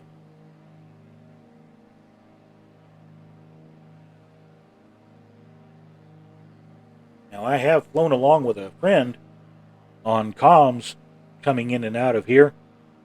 He's a fellow flight simulator pilot, and well, for his birthday this last year, his wife gave him a discovery flight, and he went straight from the discovery flight to taking pilot's lessons. And here soon he'll have enough time to. He's almost ready to solo. Now he still needs some work. He'll even tell you he needs some work on his ATC and radio work, but that's about it. Flight Sim he had him very well prepared for what he was going to actually find in the cockpit.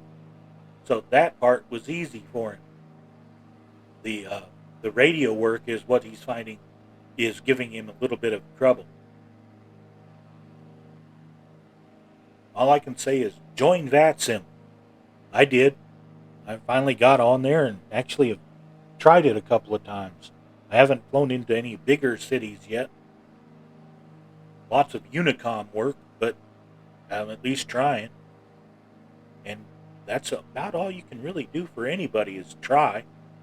You're either going to do it or you're going to make a boo-boo, and hopefully somebody will give you a little bit of help and show you where you're making your boo-boos and help you fix it so you can do better. Excuse me, I have to cough.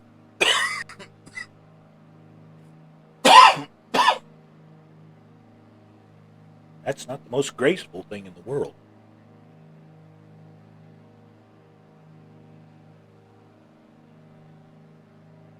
Gibbo, go ahead and do VATSIM. It's worth it in the long run. If nothing else, you can always just turn your radio off and listen. Listen to the other people that are flying. I guess the main thing is to practice, practice, practice. If even a messed up voice like mine can make the radio calls, anybody can. You know what I'm kind of curious is how Dikey would do it. You know, Dikey Decimus he's a mute. Now there is a message feature in VATSIM so you can type. So I would expect he would probably use that.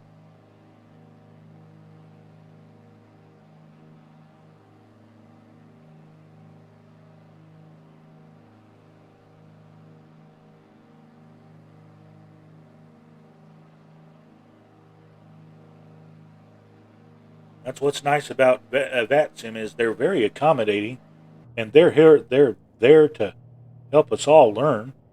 Now here's Tupelo right here. We're 3 miles out. Let me see. Where's the button? There's the button. I want to do off. Pilot's airplane. Okay. Now I'm going to do a kind of sharpish turn here. Cut my throttles. Luckily we're at 1,500 feet, so there's not a really long distance to go down. I just want to kill some speed.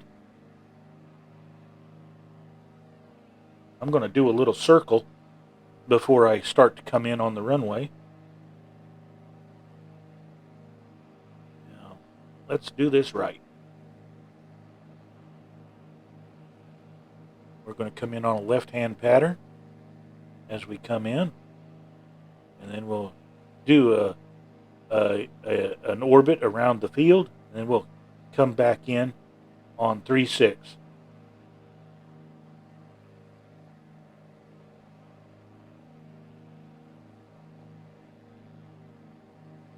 Now here across the street from the airport here in Tupelo, we used to have a convention.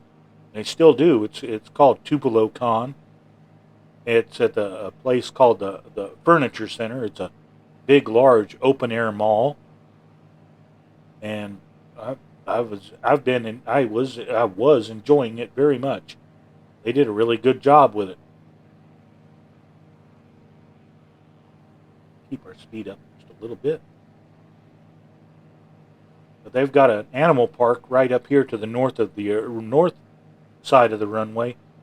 They have some buffalo, some zebras, some other native African animals that they, in a more relaxed kind of zoological park. You can see the roads where you would drive around in your vehicle to see the animals.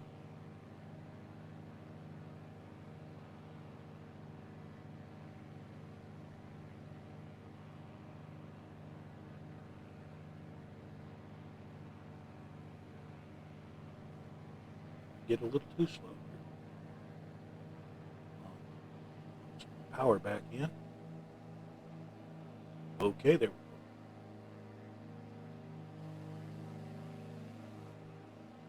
Now we'll just come down the right, keeping the runway on our left wing here. And as soon as we reach the other end here, we'll begin our base leg and get our gear out, a notch of flaps, and then we'll bring her in.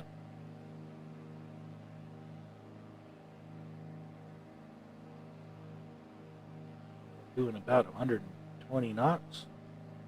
That's good enough. We're right there level with the end of the runway. Go ahead and get our gear down. Gear coming down. I want 1 notch of flaps, please. There we go, 1 notch of flaps. Put our hands back on our throttles. Reduce power. Start to come left. Bring in a little bit of left rudder.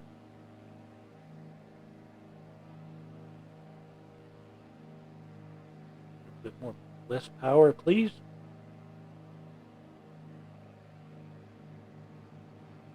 A lot less power. There we are. And we'll be coming out of our turn. A little bit off course, but we're okay. We got time to fix this.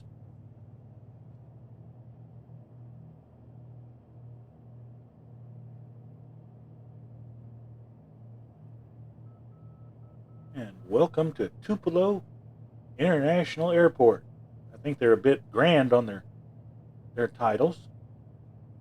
Okay, coming down on our throttles. Just let her coast in.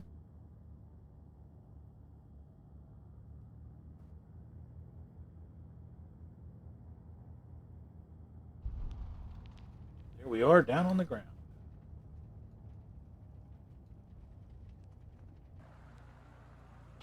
We'll pass on this taxiway and we'll take the next one. Then we'll come back around to runway 36. I appreciate you stopping in and flying with us a little bit, Gibbo. Looks like we're going to have to cruise the whole length of the runway here. Oh, here comes a taxiway. Let's get some breakage on. Hope you did a better landing than I did, because I went a bit long.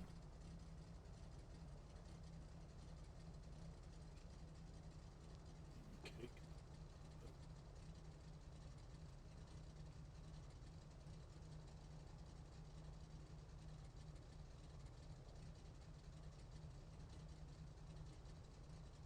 Now I'm going to be I'm not going to go find there's the gas station, so I'm going to head over toward that and grab some fuel.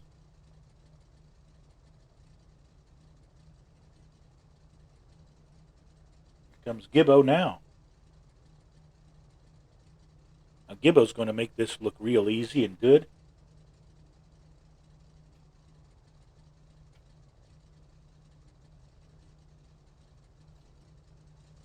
I thought that was my gas pumps.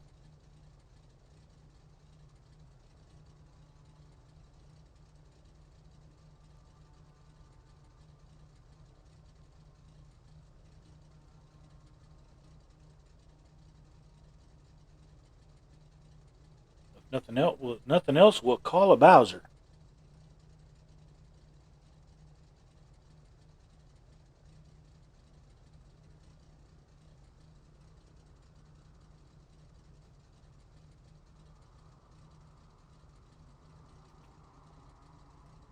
I'm just going to take the next parking spot here.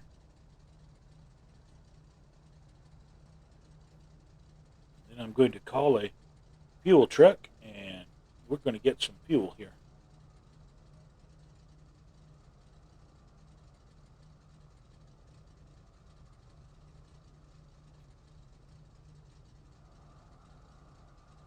Parking brake.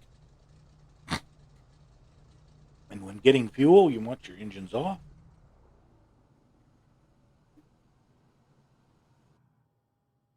Now, let's see.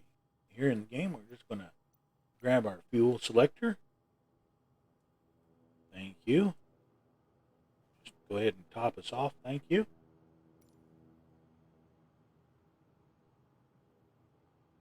Awesome, awesome here. Get our mixture back to rich.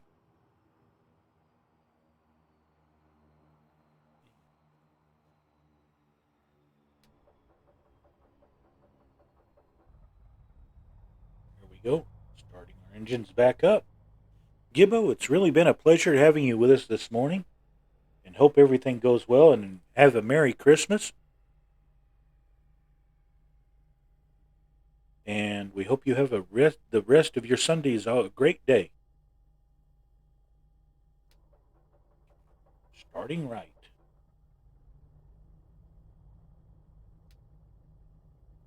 There we go. See, there's Gibbo right there.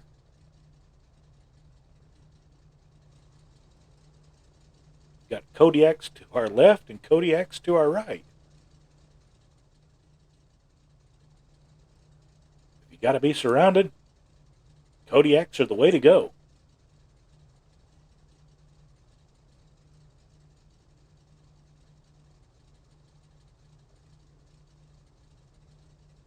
Well, Gibbo, you're a gentleman that's always welcome on our streams, and we hope you come back and fly with us again. It's been a real pleasure having you along on this leg of the journey, and I appreciate it.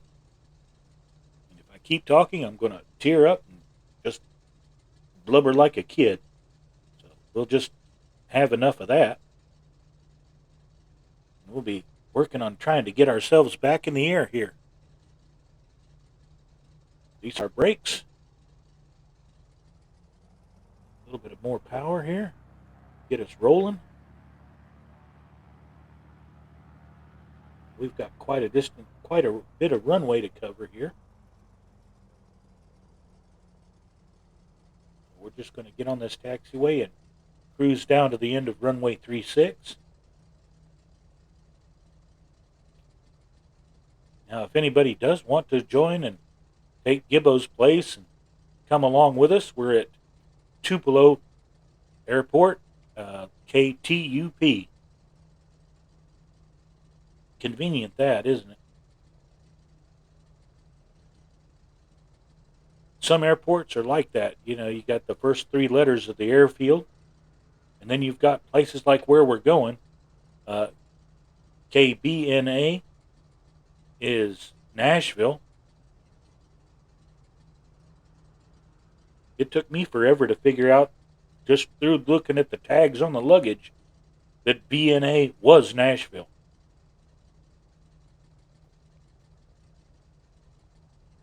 Like KHSV makes sense. That's Huntsville. And like where I was always flying to was KPBI down in Florida. That's Palm Beach International. That makes sense.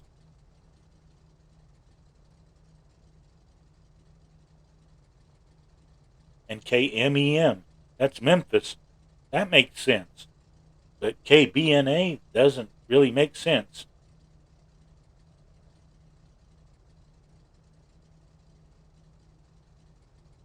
I was almost surprised they didn't use the radio station call, WSM.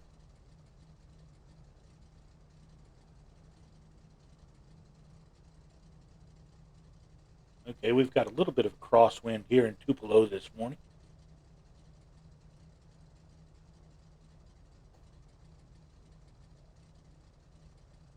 I am flying with few clouds, just raised up a little bit so that we can actually see a little bit more of the road.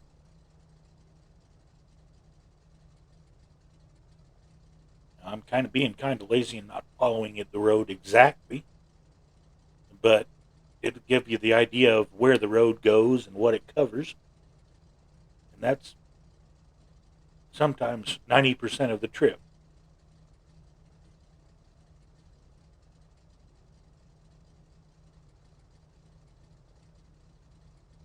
Okay, here we come up on the corner. Some brakes, please. Be a little bit more gentle on the brakeage. Otherwise, we will breakage the lane.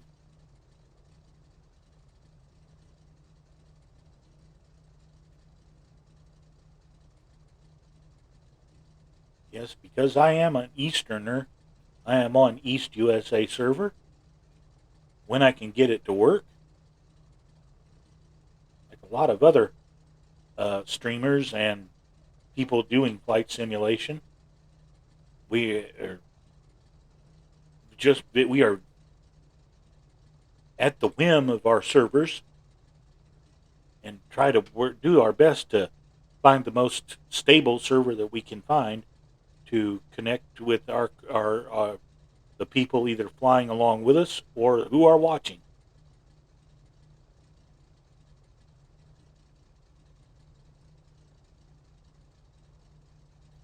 Let's see. Altimeter should be 358 here, and that's what we're showing. Let's see. Go ahead and just hit it as a precautionary measure. Hit our B and D keys, correct our magnetic compass and our barometers.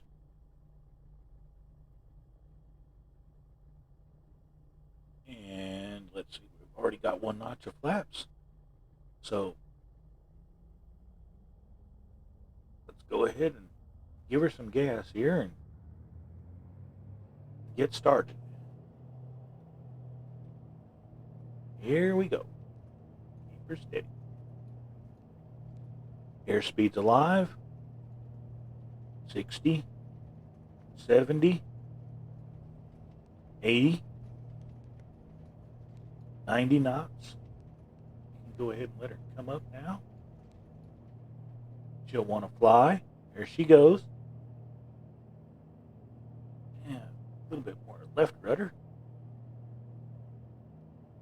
And a little positive right here. And gear coming up. Flaps coming up.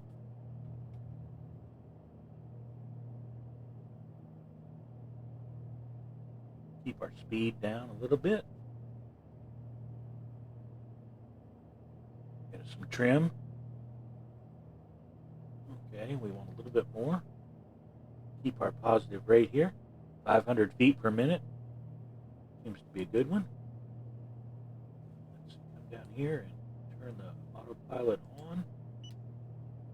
And we'll click nav. And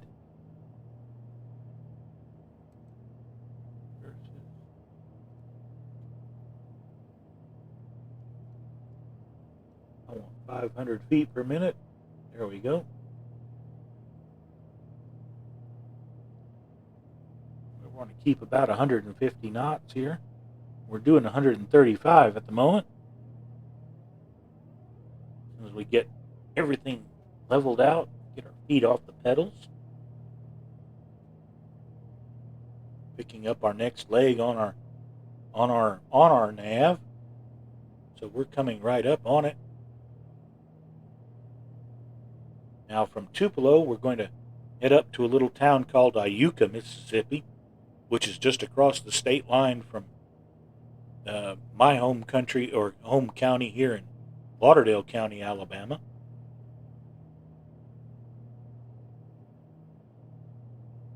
And then from there, we'll fly up over probably a little bit close to my hometown of Clifton, Tennessee. And we'll pass that and head on toward Hohenwald, which was it has a German name because a lot of the early settlers in that part of Tennessee were of German descent.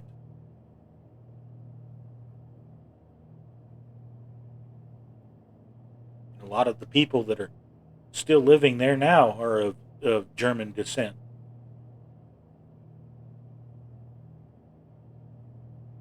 Okay, there we go. We're passing where we want to go.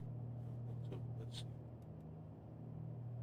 There, 1,750 feet off to us. We're on the magenta line. Our speed's coming up. And we're at 140.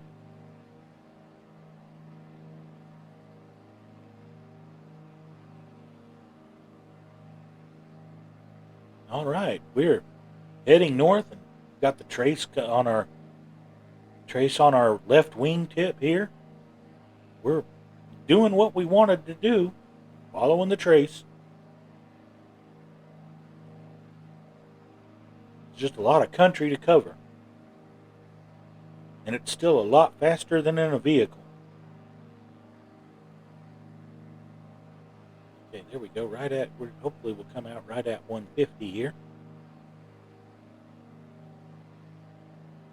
149. I'll take it.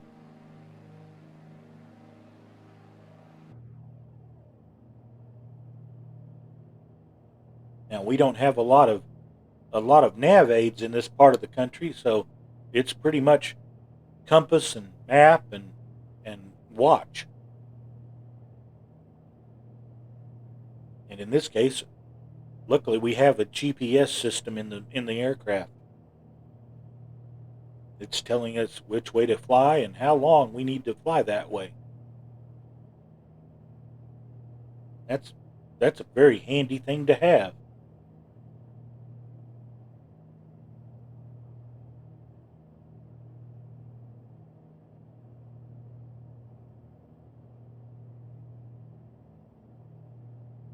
Now, at least we're above 1,200 feet, which is pretty much the minimum altitude for open country cruising.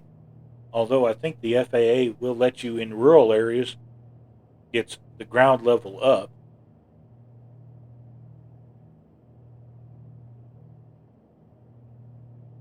Because we just left a Class B airspace.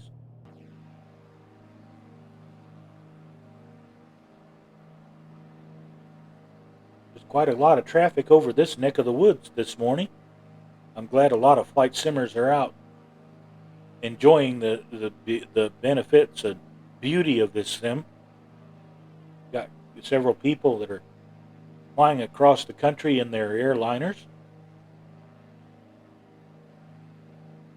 And while the tube liners are really fun to watch, I spend hours just watching plane spotters in LA. And that's fun and interesting on YouTube. See all kinds of aircraft coming and going. One thing I've discovered is that LAX isn't a big, it's not an airport for GA. They very seldom have any kind of GA aircraft coming in unless it's a jet. Now, they have private jet aircraft coming in quite a bit, but as far as propeller-driven, piston-powered aircraft, not so much. But there are so many different airports in the LA basin that it's not really, you got plenty of places to pick from to land at. There's John Wayne Airport, there's Orange County, there's quite a few.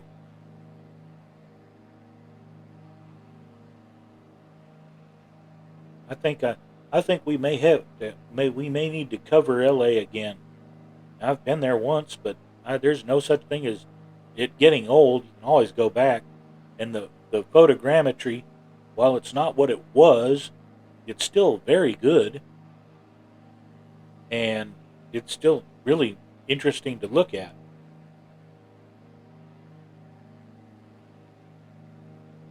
I do like the way everything just looks so smooth and so nice and interesting to look at. Now we're coming up on the Tennessee Tom Bigby Waterway Project, which is a commercial waterway that basically makes a shortcut between the Tennessee River and the Gulf Coast. It allows barge traffic to cut the corner instead of having to loop up through Paducah, Kentucky, and down the Mississippi. They can come here and go through Mississippi and Alabama and cut off several hundred miles of their trip.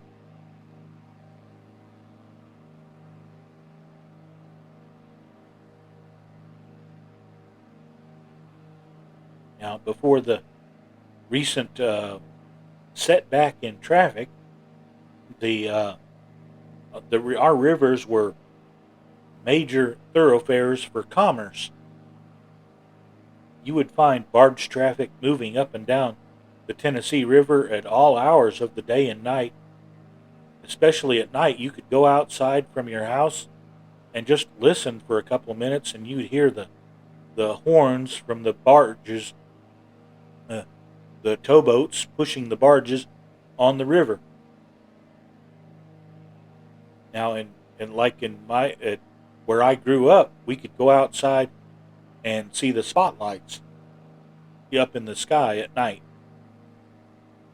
But that was more of a reflection of how rural the area I lived in was.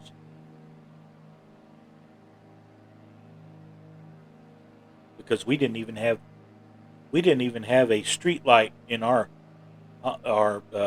valley I lived in. Not that we couldn't get one, it was just that nobody really wanted one. It was very dark, unless the moon was out.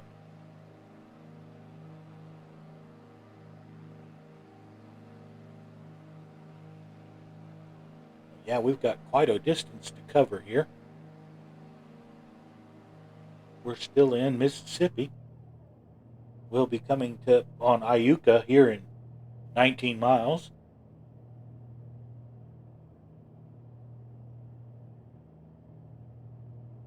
Please excuse me just a second while I adjust my chair and myself.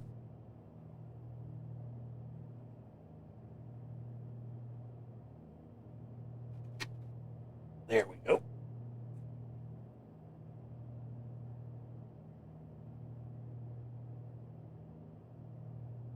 Now the biggest disadvantage was when I bought this chair, didn't buy one with brakes on it.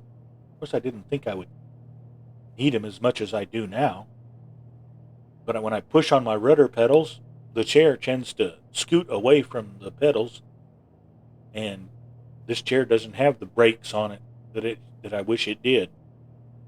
One of the things I'll probably look at here in the future is getting a gaming chair that does have a set of brakes on the wheels on the bottom.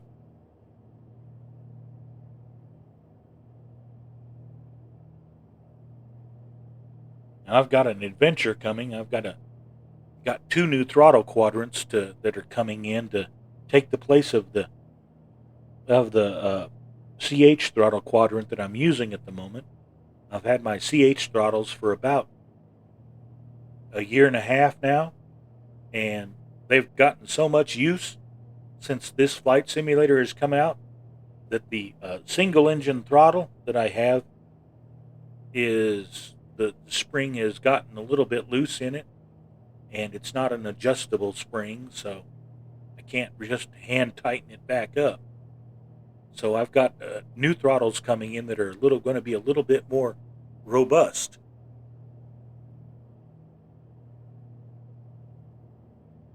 The way I beat that, Sergeant Staff, is behind my desk.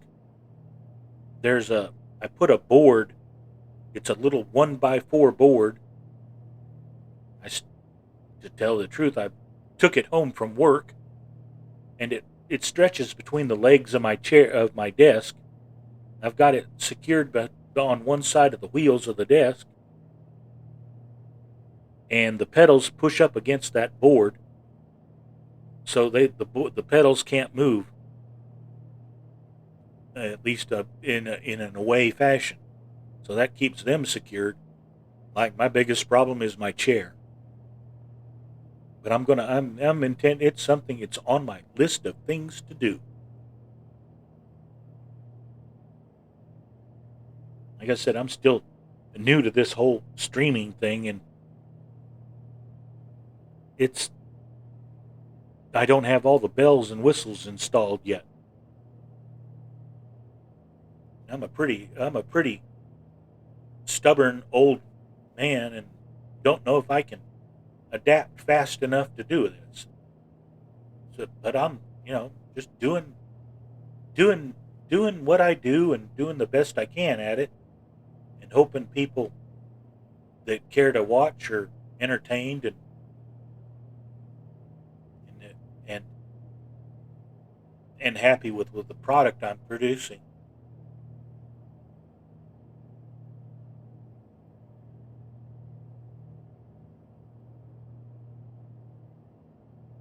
Now I'm so happy that you guys come along with us and care to watch our shows. Uh, it impresses me that people are that's interested in flight simulation. Now, mind you, we're not hot tubbers or people that are just involved with radical opinions. I know because I'm on several watch lists, so I know all about those. If you're not on 3 watch lists, you're not trying. Okay, we're 7 miles out of Iuka, which is a town between the city of Florence and the city of Corinth, Mississippi.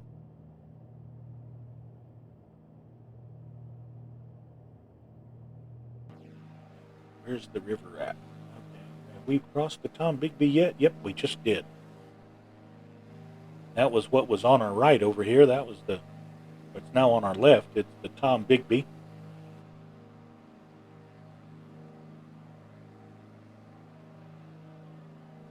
Look at my map and see where the road is. And the road is well off on our right wing.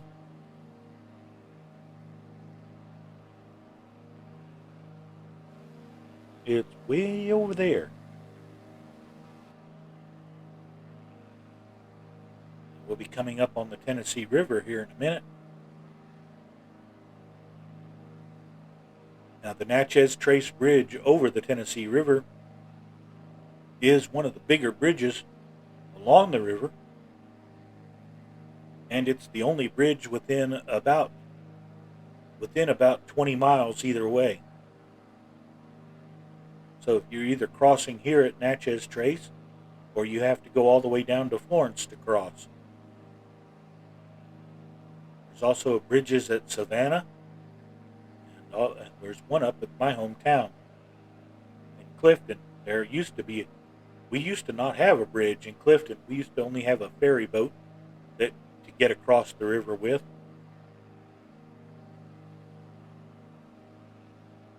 You used to be able to pay $1. There goes the hiccup. Here we go. We're back. We used to be able to only pay $1, and then you could just, whether you had a vehicle or not, you could just ride around on the ferry boat, and you couldn't fish from it, but you could ride around on it. This little strip is Iuka Airport, and then we'll be coming up on the Tennessee River up here, at least one of the backwaters. At one time, they were going to build a nuclear power plant right here at this corner of the river, and the budget for that never went through, so they ended up canceling that project. They were well along on the construction when they canceled it too, but that's been quite a few years ago. I remember one thing, that one of my neighbors went to an auction that the government was having, And well, he bought, it was literally a pickup truck full. The bed was full of rubber boots.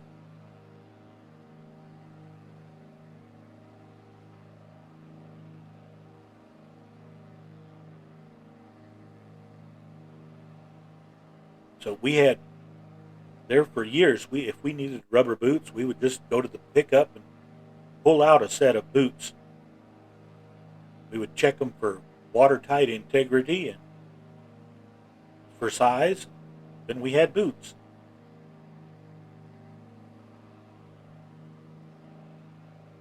Of course, the object of wearing rubber boots is to have them a little bit oversized so that they do flop around quite a bit. Now here we are coming up on the river and the backwaters. Lots of good bass fishing here. Now, when I was growing up, we used to crappie fish out of the river quite a bit, and which are basically little bitty 1-pounder fish or so. And what we would do is we would bring a cooler of ice with us. It'd be about a quarter full of ice. And as we'd catch the fish, we'd just put them in the cooler. And since then, they've imposed a limit on how many fish you can catch and what size. But back in the day, you could catch as much as you could catch. You could haul off to your house as much fish as you could catch.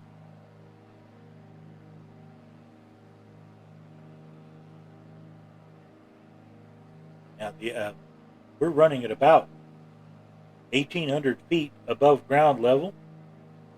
Actually, it's about 1,500 feet above ground level. It's 1,800 above sea level, because the local terrain is about 300 to 400 feet high.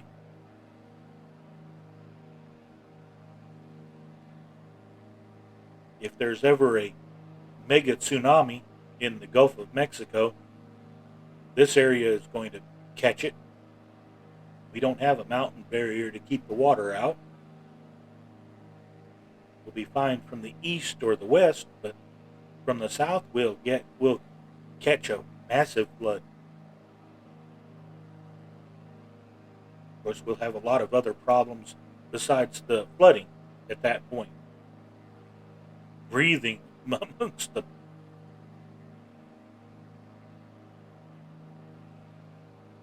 I've got the people up in Nashville starting to pop in already.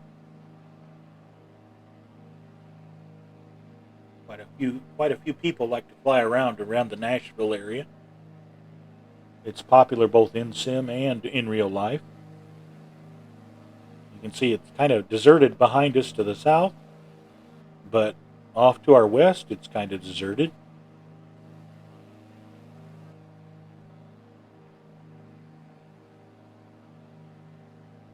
Now if I look that direction, that's toward my house over there.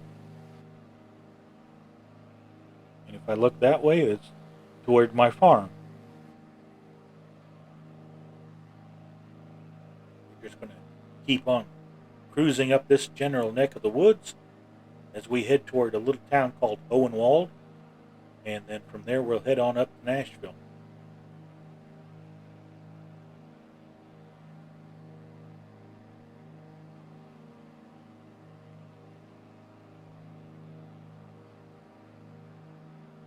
Yeah, I think the 3 Mile Island scared a lot of people, Sergeant Staff. It really didn't do a lot of damage, but the media hyped it up into a larger issue than it really was. We still live near nuclear reactors here in Alabama, and they're not really that dangerous. They do have the evacuation routes marked in case something does happen. And when I was going to college down here, we were the news media at a drill that they had for how to deal with a meltdown issue. It was an all-day event, and me and a couple other guys were substituting for media network news, and we had to shoot some background material and did our interviews and such. That was an interesting kind of college show.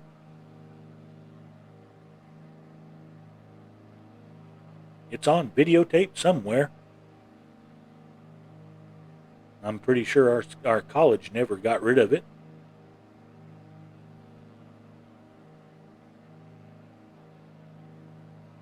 Man, that is amazing that they're still going after all these years.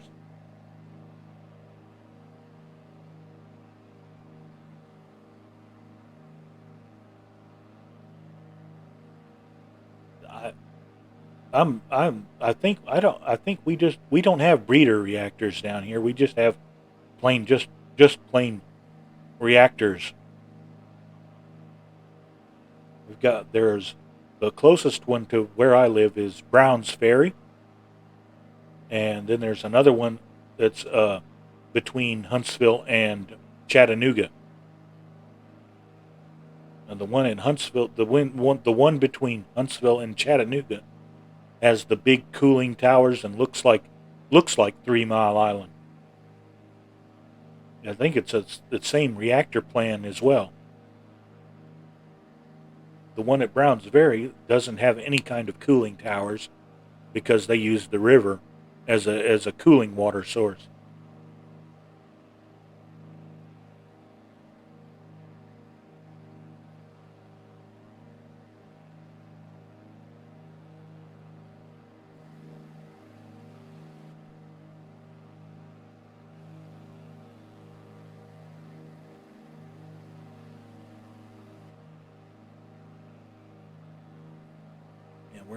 We're not actually going to pass close to my hometown as close as I thought.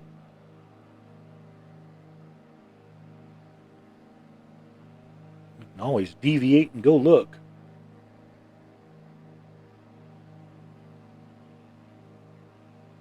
Let's see. What's the heading to the airport? It's going to take us a while to get there anyway. We might as well.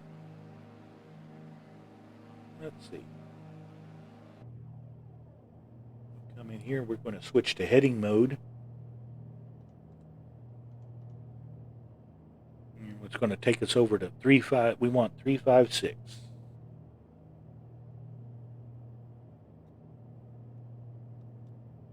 That'll take us home.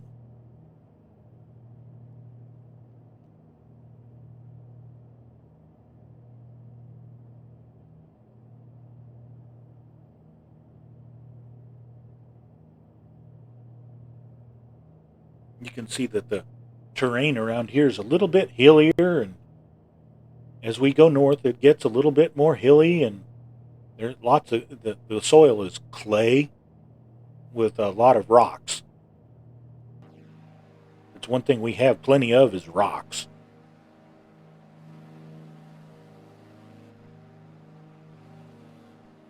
It's mostly it's flint and limestone that is just naturally ground up and over the years, but we still have there's quite a bit. We have several quarries in the area. They use a lot. They grind up the rock and use it for roads and such.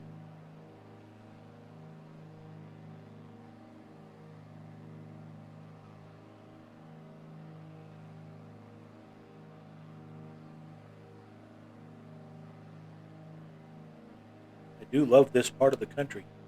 It's just beautiful here. Farms.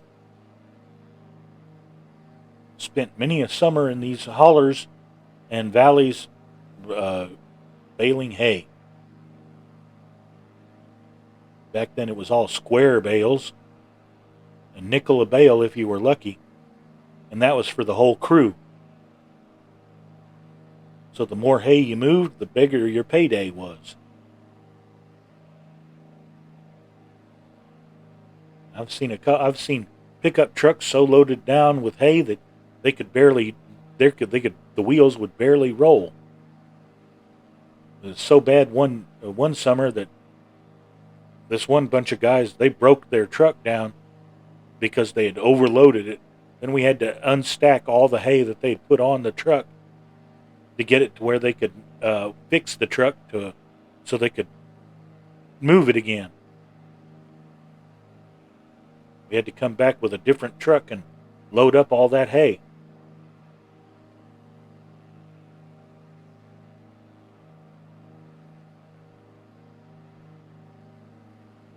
What we used to raise, what we did was we had to have the hay because we raised cows. We raised cattle. We had quite a few hogs and lots of chickens. And one of my chores at the time was to cross the creek and go around to all the little nests that the chickens were using and raid the nests for eggs. And one thing that I learned as a youngster was to always leave one egg in the nest so that the chicken would come back and lay more.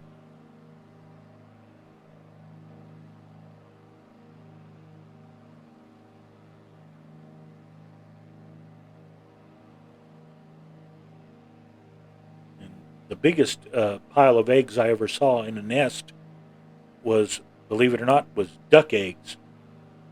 Me and my dad followed this one duck back to her nest one time.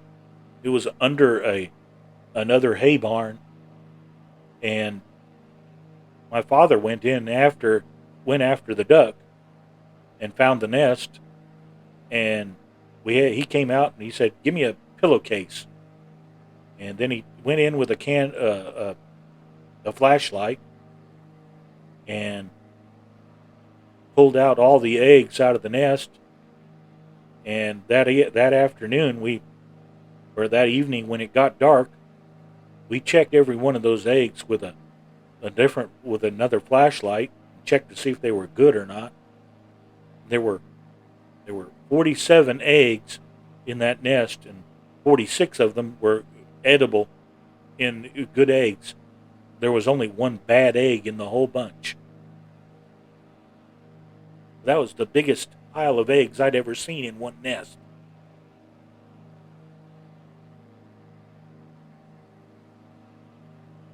Well, hello, Swamp Donkey.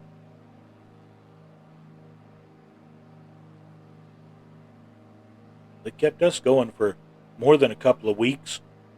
I think that massive duck eggs, because we were stretching them, we might have a couple of duck eggs in the morning or something to go with a bunch of chicken eggs, but they must have lasted about 3 or 4. We must have been able to go about a month and a half on that one raid of duck eggs. Like I said, we were getting supplemental chicken eggs every day.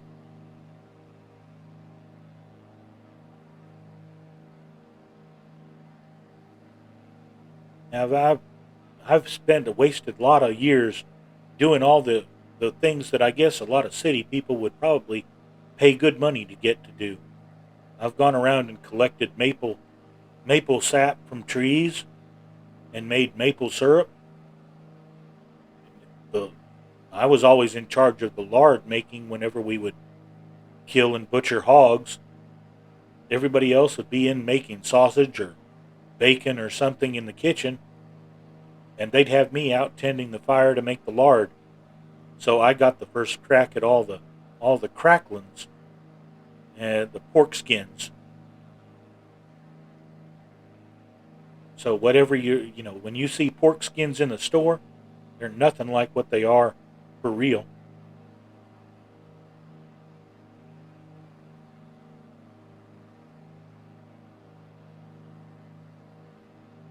I always that was always I had a little brass basket that I would dip out the done cracklings with, and then they'd bring me out some more stuff from the cutting up process, and I'd add to the bucket, or in this case it was a kettle, and we'd just sit there and eventually I'd just use a big water scoop to pull the water or pull the lard off and put it in a bucket. And we would put the bucket in the spring house to cool off.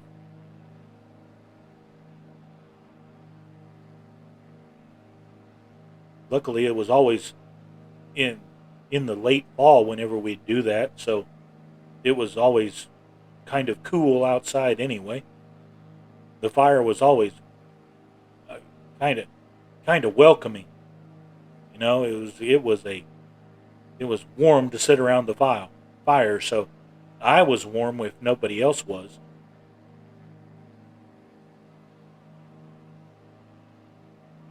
We're crossing quite a few valleys here, and we should be coming up on my farmland here soon anyway. Yep, we are. I just missed the turn. Let's go in here and we'll just go by hand for a couple minutes. There.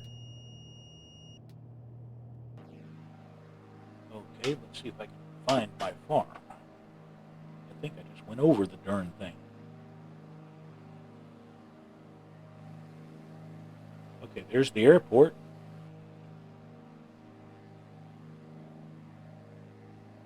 I've got my navigation sense right.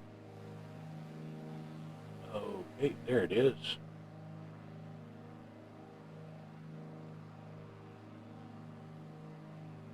That's one thing that's really wonderful about Flight Simulator is you can actually find pieces of property that you recognize and fly over them.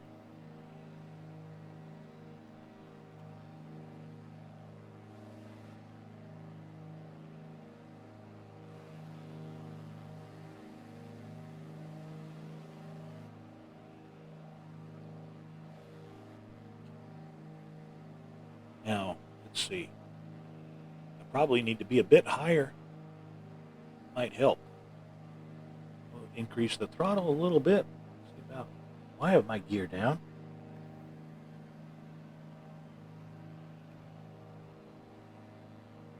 I must have bumped the switch when I was adjusting my seating position. Okay, there's the Tennessee River. And there's my town up there. There's my home airport. So, let's see. It should just be off here, off my left side.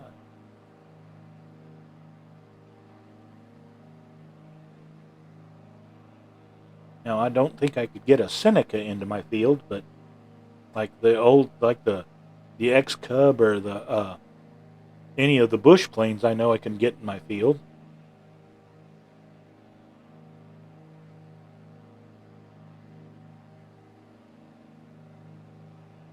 Fly over where my father used to live before he passed away.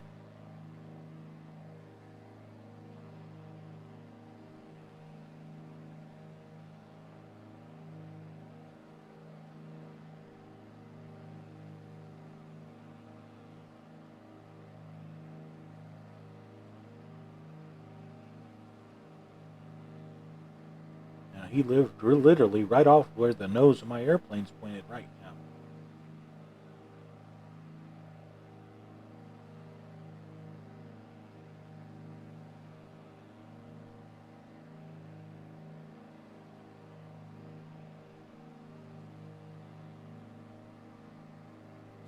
Bring her around and we'll follow the road.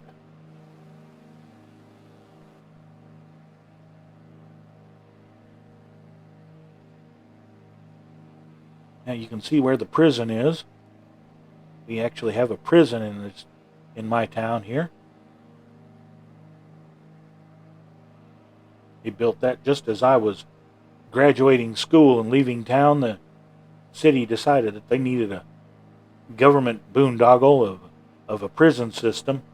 It was supposed to have been a minimum security setup, and it has since then turned into a medium security.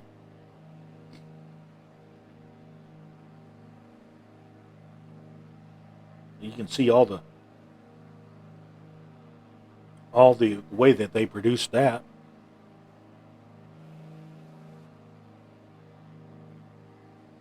come about, head up toward the farm area. Luckily, my fields have kind of a distinct shape to them. They're pretty recognizable from the air if you can just get high enough to see them. Now, one thing they don't have modeled in the simulator very well is right around this corner of the river there were a series of old concrete mines or rock mines and such that in a series of bluffs that left caves. We got our prom decorations one year out of those caves.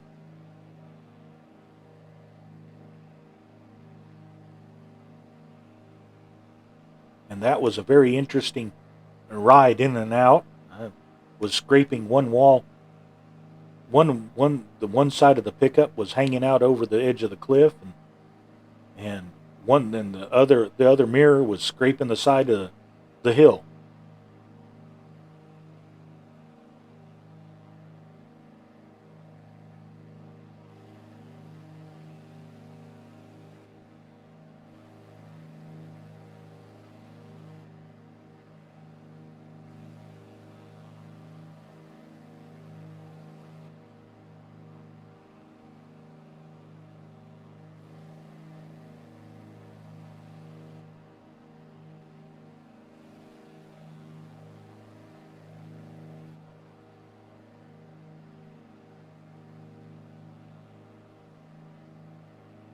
Oh, goodness.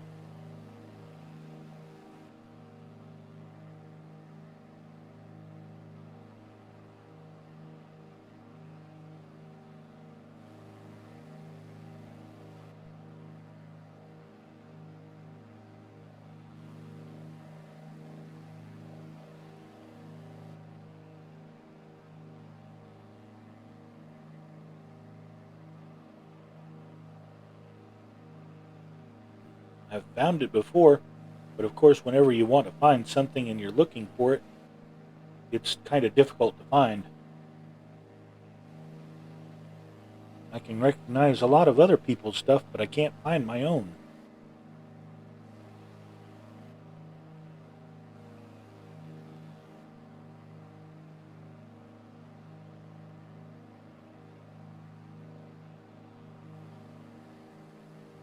I'm spending way too much time doing this.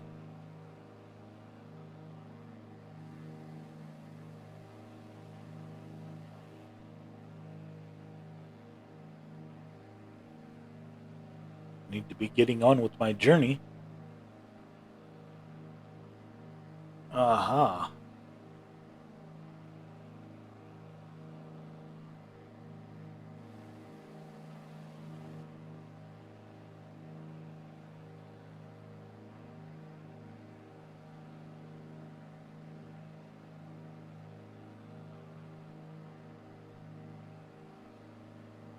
And there's home.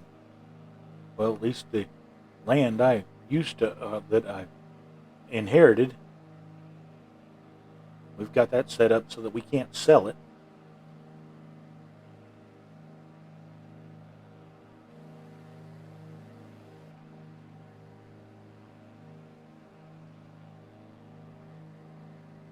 It's 128 acres, and I'm very happy with it. It's really beautiful. It's just gorgeous to look at. Now we're going to come around here, and then we're going to get back onto our little course here and head toward Nashville.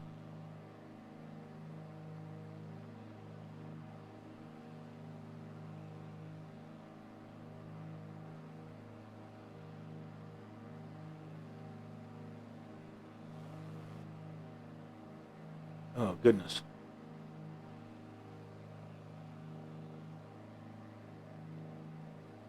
You can see why it's hard to find a road here in this area, part of the country. There's so many trees you can't see under them.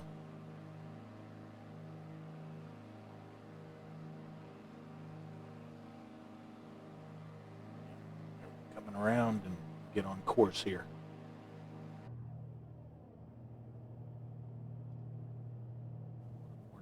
heading here.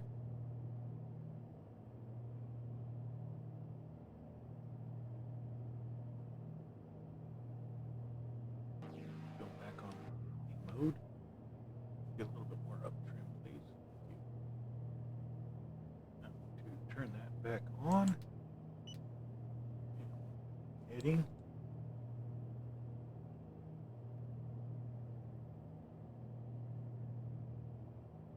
There you go. Good. Take off that.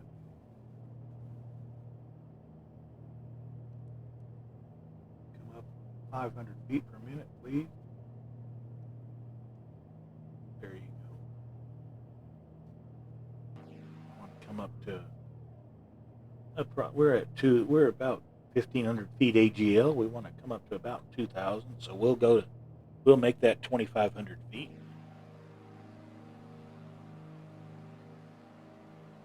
Now here in a couple minutes, we'll go back on nav mode and beeline it toward Nashville. Okay,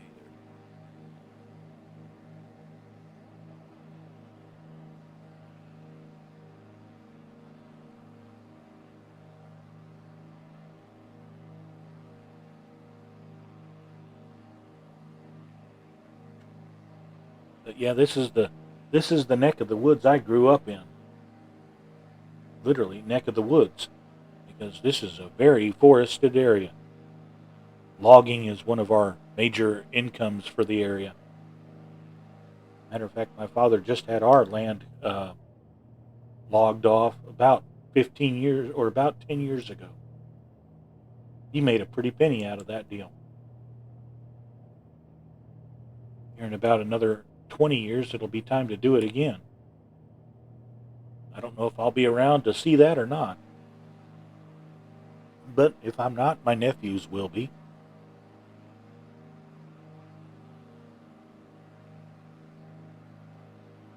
Swamp Doggy, I'm glad you really are enjoying the Piper Seneca as well as I do. Now, the Kodiak is just as good, if not better. And it's a little bit more of a challenge to fly. And it's a good cargo plane and general purpose aircraft. But nothing beats the Seneca for just sheer the pleasure of flying. I love the Seneca because everything seems to still work.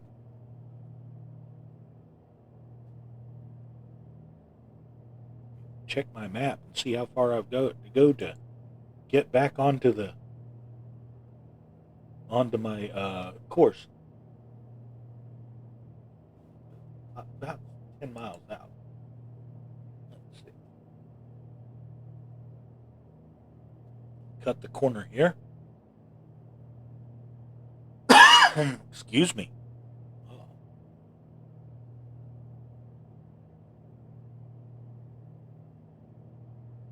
Trying to speak for such a long time is good for my vocal cords, but bad for everything else. I'm just really hoping I don't make a faux pas at some point during my streams. Because if I can find a way to put a foot in my mouth, I will do it. I'm just that kind of person. Very few filters, unfortunately.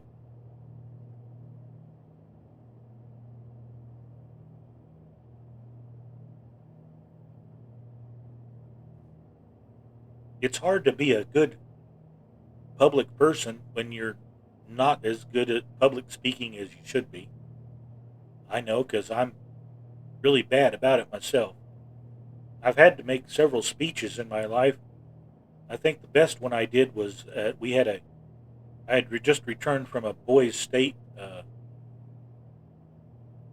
week during my high school junior year, and junior senior year, I went to we did the boys' state thing in Tennessee up here, and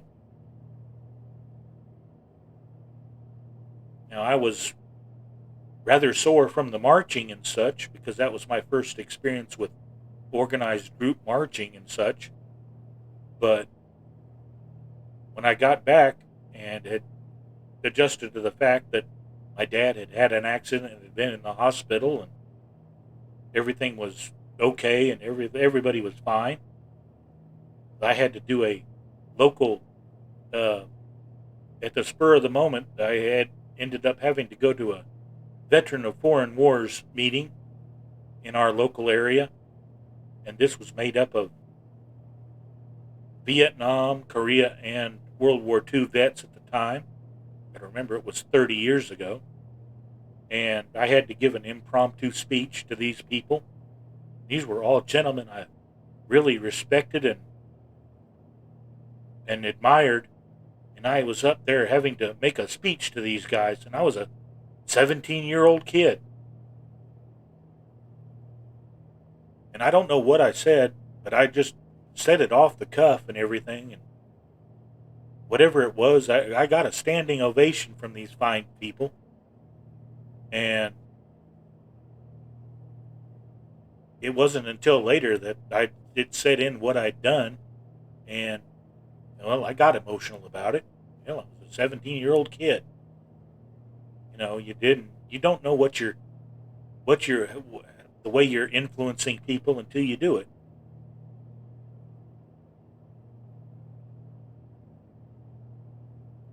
They say that's the mark of a well-rounded man, or the mark of a good man is the way to, if you do,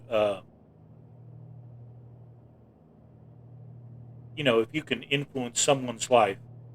I've had the blessing of saving a couple of lives through just by accidentally being there. Apparently, I've managed to save a life, and I didn't have to, do CPR or anything like that. I just kept them from, at the time, it was just kept them from doing something that they shouldn't be doing, which was profoundly impacting upon my own life. I try to live by the rules of try to help people and do what's right, which is why I get really disgusted with a lot of the behavior of people overall.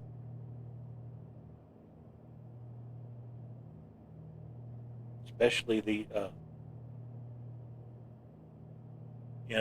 a lot of people in modern society profess one thing and do then something totally different. Be true to yourself.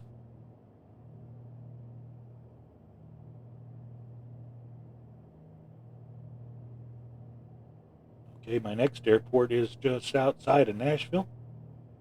It's 47 miles away. I'm going to go ahead and click the nav button, see if it can capture it, or whether I have to go closer. I think it's going to go from here. We're adjusting heading, apparently. We'll see what it's got here after a bit. We'll check our map and see what we're doing. Okay, we'll be coming up on our magenta line here in a couple of minutes. We're way out in the middle of nowhere at the moment, but this is where the trace runs through. So we're going to follow it up to Nashville. As you can see how hilly the terrain is, that the Natchez Trace goes up and down and around, and it's based on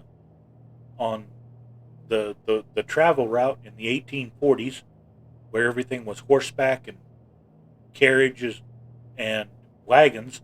So they had to choose where they could go back then. They didn't have the privilege of surveyors and rock crushers and dynamiting hills and such like that. They had to go with the natural contours of the land. That was what determined the way the road went, and that's the way the Natchez Trace is to this day.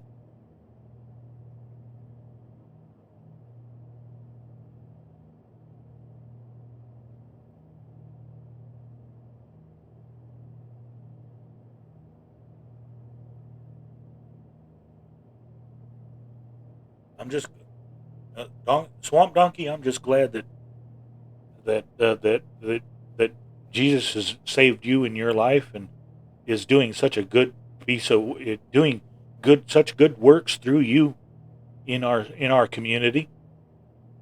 And I'm hoping that you can stay with us for many years and keep doing your work. You'll find that there are lots of souls that need it.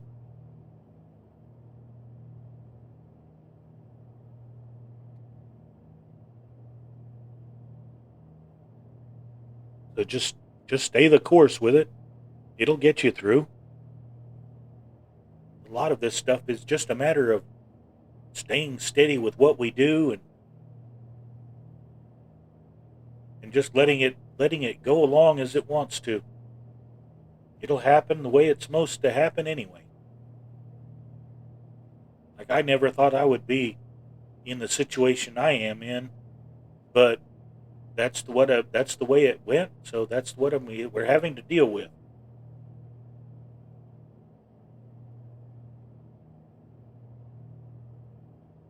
Okay, here we are coming up on our magenta line. Now, if it's got a good capture on it, it'll turn us to the north here as we get closer to the there we go. Capture. I love the way the avionics work in this airplane. It's nice to have something that just works the way it's supposed to. Some of the other stuff I've tried in sim and in real life that's supposed to work one way and doesn't. Anything you have to wallop with a wrench that isn't designed to be walloped with a wrench, it needs redesigning.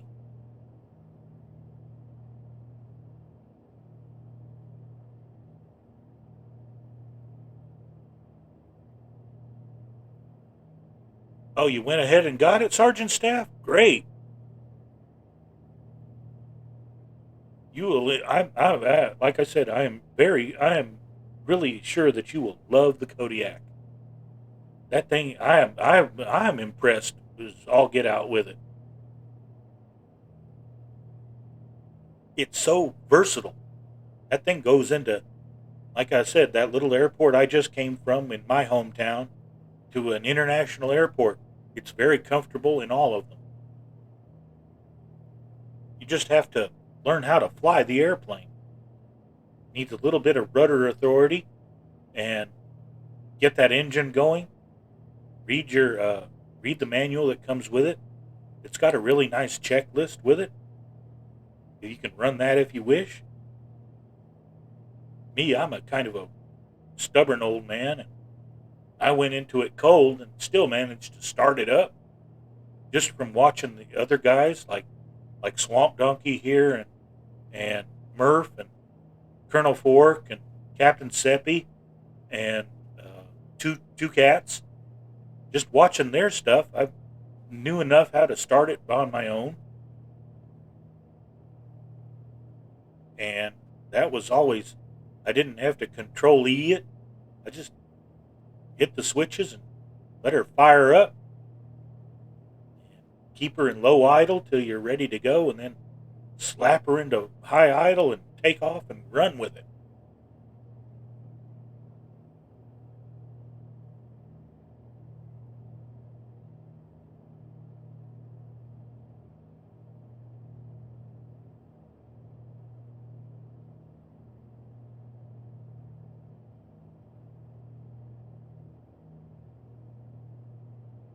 Swamp Donkey, wait till you see.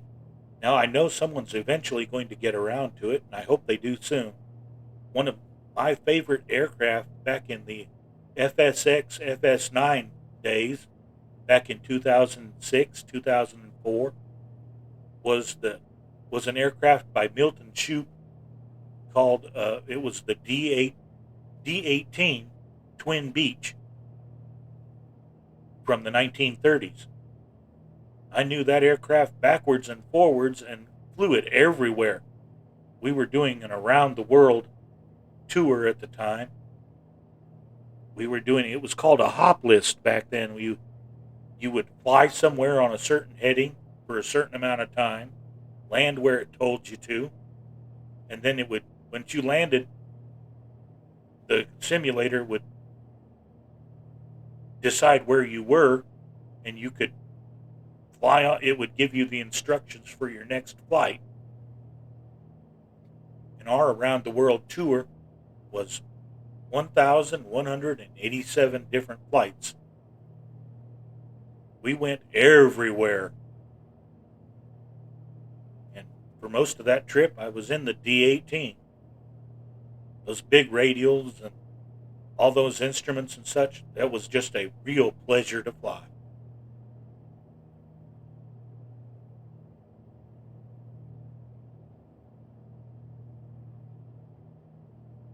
The Twin Beach is, now I know we've got our Electra now, and it's as close as we can get until they do a proper Twin Beach. But it's still, I can't wait to get my hands on the Twin Beach. The Baron is fine, but it's a bit too modern for my taste. It's like this Seneca. The Seneca does everything, and it's a wonderful aircraft, but I like my throwbacks.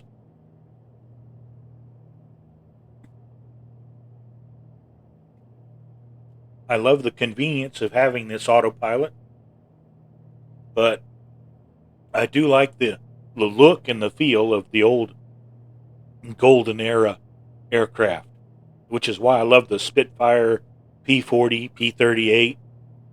They're such legendary aircraft, and it's so much fun to fly them. I was really glad with Flying Iron put that little autopilot in the P-38. Because I used to, if I wasn't in a Twin Beach, I was in a P-38 going somewhere. The P-38 is what I flew across the Atlantic. I went the northern route. I didn't go the southern route. And we go the southern route with the Amelia Earhart tour, but I did the Canada, Greenland, over to the Faroes through Iceland trip. And I put back in the day, I put the 300-gallon fuel tanks on as far as external tanks, and that was the only way I'd made it across some of those trips. It wasn't an aircraft meant for really long range, but by leaning it out, setting your mix right, and doing what Lindy told you to do, you could really get the range out of the P-38. Keep practicing, Sergeant Staff. That's the only way you'll get that thing up in the air. It's a great airplane to practice on. I almost did that today, was take the Kodiak out. But I decided to go with the little Seneca here instead.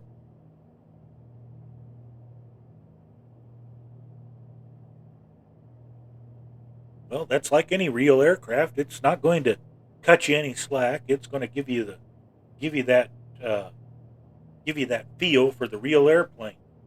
Like I said, a little, trim it up to just about 30 degrees right rudder on the ground before you take off.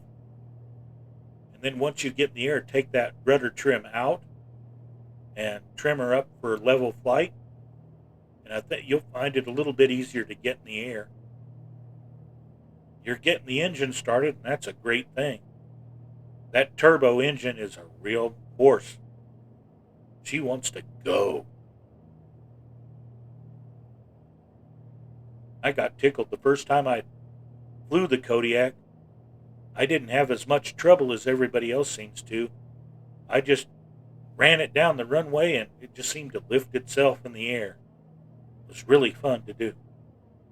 Matter of fact, let's go get in a Kodiak. Let's find out if we've got an airport close. This is Tennessee. There's no telling where the airports are. I think the next one is our, let's see, It is our stop. Yep, that's our next. The closest airport is our next stop. So we're not going to get to play with the Kodiak today. We'll play with it later. We've seen it on a lot of streamers' shows, and they're doing a marvelous job with it. The sergeant staff, don't feel bad. I watched Fabio. The first time he tried to take it off, he flipped it over and plowed into a tree. So don't feel bad. You're in good company. Yes, the Kodiak is a turboprop. It starts like a single engine King Air.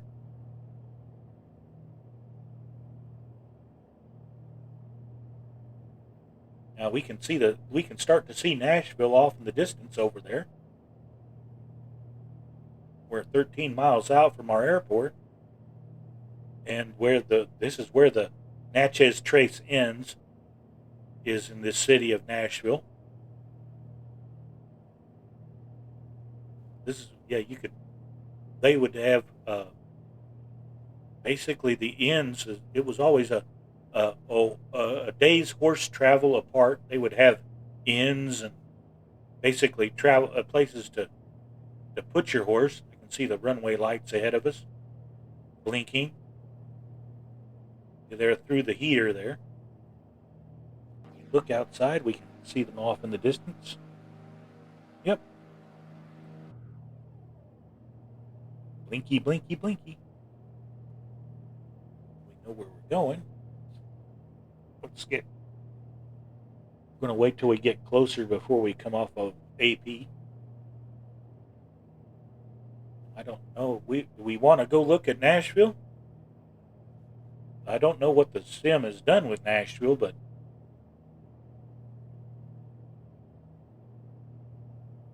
there's always a. Now I haven't gone to Nashville here in the sim yet, so we might as well go take a quick look before we come back to the airport here. So let's do that. Let's go to heading mode.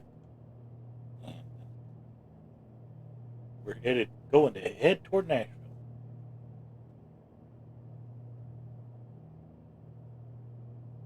There, we're going to head toward downtown here. Up, I see somebody's water tower.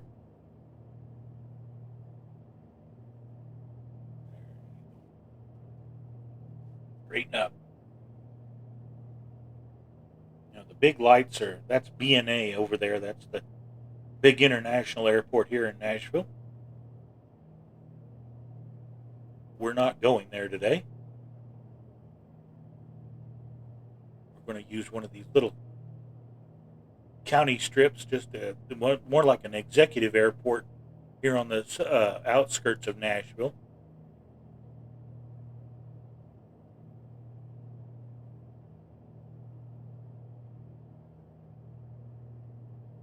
Now we went on field trips to Nashville several times during high school, but one of my regrets is for all the times we would go to Nashville and went to that we had people.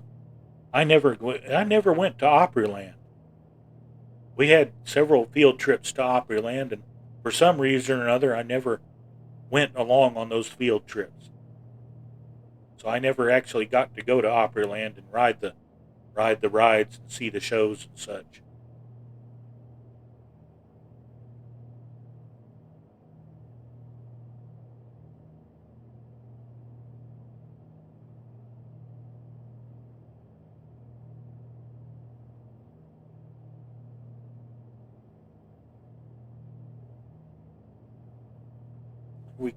We're coming up on downtown anyway. Now there is a river that runs through downtown Nashville. This is the Cumberland River. Now one thing I know is in this sim, don't mess with bridges. As tempting as you might find them, don't mess with a bridge.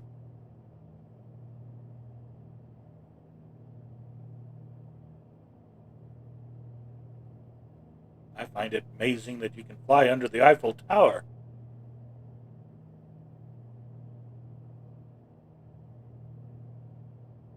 there are several really good museums here in downtown Nashville. They have an infantry museum for the U.S. Army here that I was fascinated with. It was the first time I'd ever seen a Maxim machine gun up close.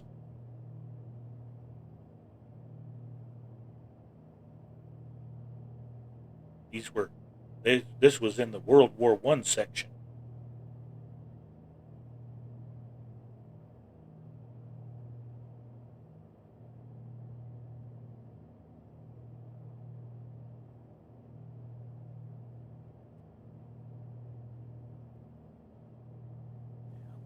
Now we can come off of autopilot. Just take my hand through here.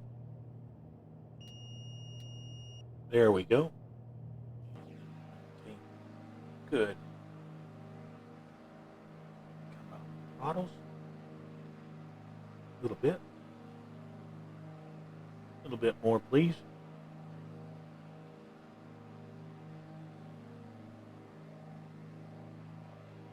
Now, I haven't been up to Nashville since the Titans moved in, so I'm not too sure.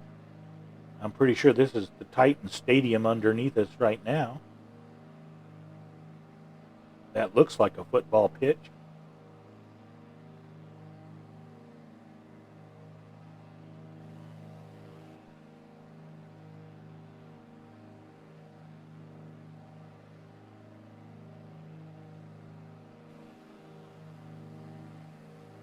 Goodness, that really does look like downtown Nashville. So well done, Asobo. I don't know where the Parthenon is. They have a 1-to-1 reproduction of the Greek Parthenon here in Nashville. I couldn't tell you where that actually is in relation to downtown, but it's fairly close to downtown area. I know it was walking distance from a couple of the hotels I stayed at up here.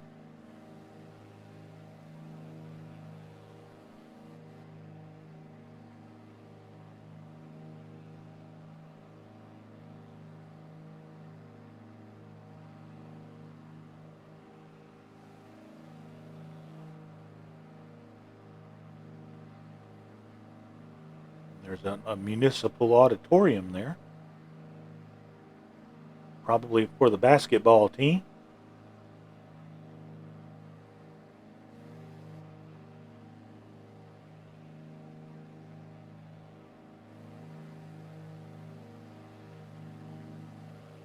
That's well done, folks.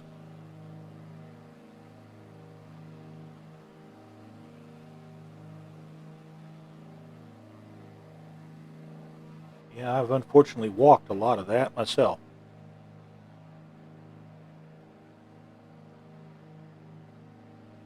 Now we're getting close to the end of our show here, and it'll be time for. Now I'm sure Viper Strike is well along on his little journey, so we might raid him. We'll take a look and see who's available.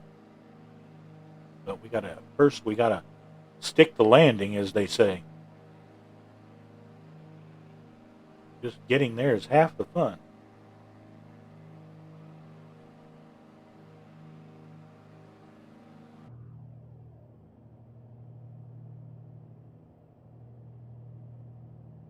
And we're heading toward it. There we go. KJWN is where we're going. It's 4.5 miles ahead of us. Looks like the runway is more of a 3-6, so we'll start heading that way now. We'll cut our throttles back.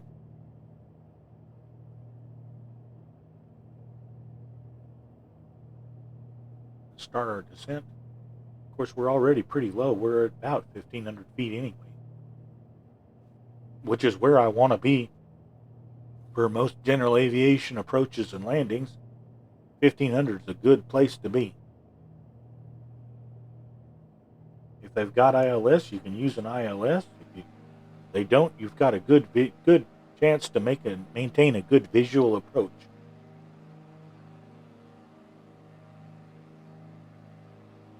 We're going to head off over the interstate, I-40 here.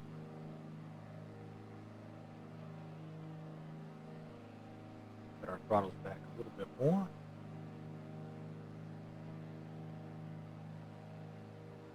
We've got a little bit of wiggle room here. There's the runway off to our right. That gentleman is on the runway. I hope he's on a taxiway.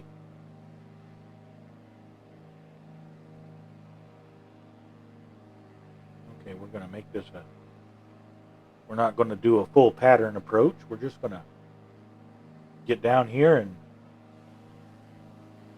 cut a righty and stick our gear down and land.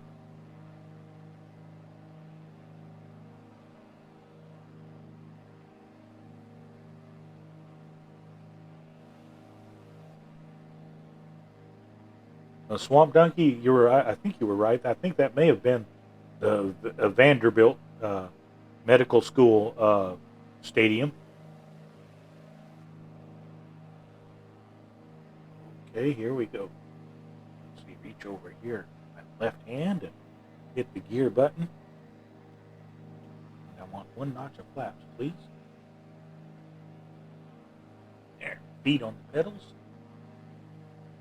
And coming about. Almost. There it is.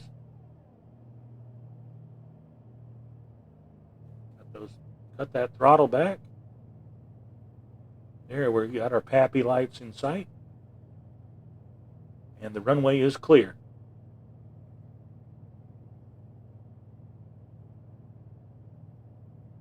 That's saying we're too low.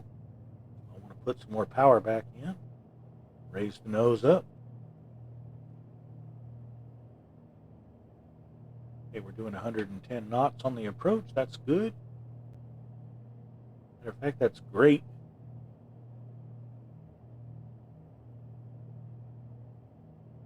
Coming down at a nice steady 500 feet per minute.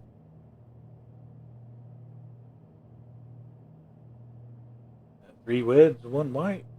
We can come in a little bit closer.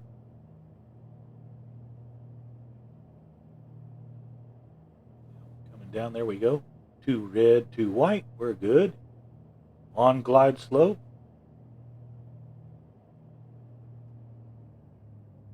We're cutting our throttles. We're just going to let her drift in.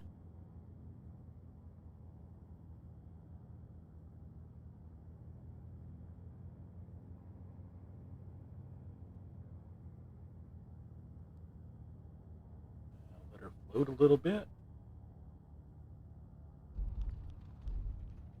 And there we're down. Welcome to Nashville. We hope you guys have enjoyed the little trip up the Natchez Trace, or a close proximity thereof, today. And I want to thank y'all for flying along with us as long as you did, or as much as you did. And especially a good thanks to Gibbo Ireland for coming along today, and to Swamp Donkey and to Sergeant Staff for sticking with us as long as they've done. You guys are amazing, folks. This is what the flight sim community is all about. It's about y'all. It's not about us. Oh gosh. Now it's saying we've crashed our airplane. Great. Well, we'll call that a we'll just call that the end of a stream here, folks. You crashed. That's the way to end it. I want you guys to have a Merry Christmas. If I don't see you again until then, just be safe. Take care of each other. Love your spouses. Love your girlfriends. Love your boyfriends. Whatever you've got. Take care of each other. And we love y'all. And be careful. And just have a happy holidays above all else. There's a reason for the season. Use it. Thanks for tuning in, folks. Let me reach over here and get to my buttons. I know the feeling. Thank you, sir. I appreciate your sentiments. And we just appreciate all of y'all's visitation and coming by. Thank you from the bottom of my heart. You've made my year, folks.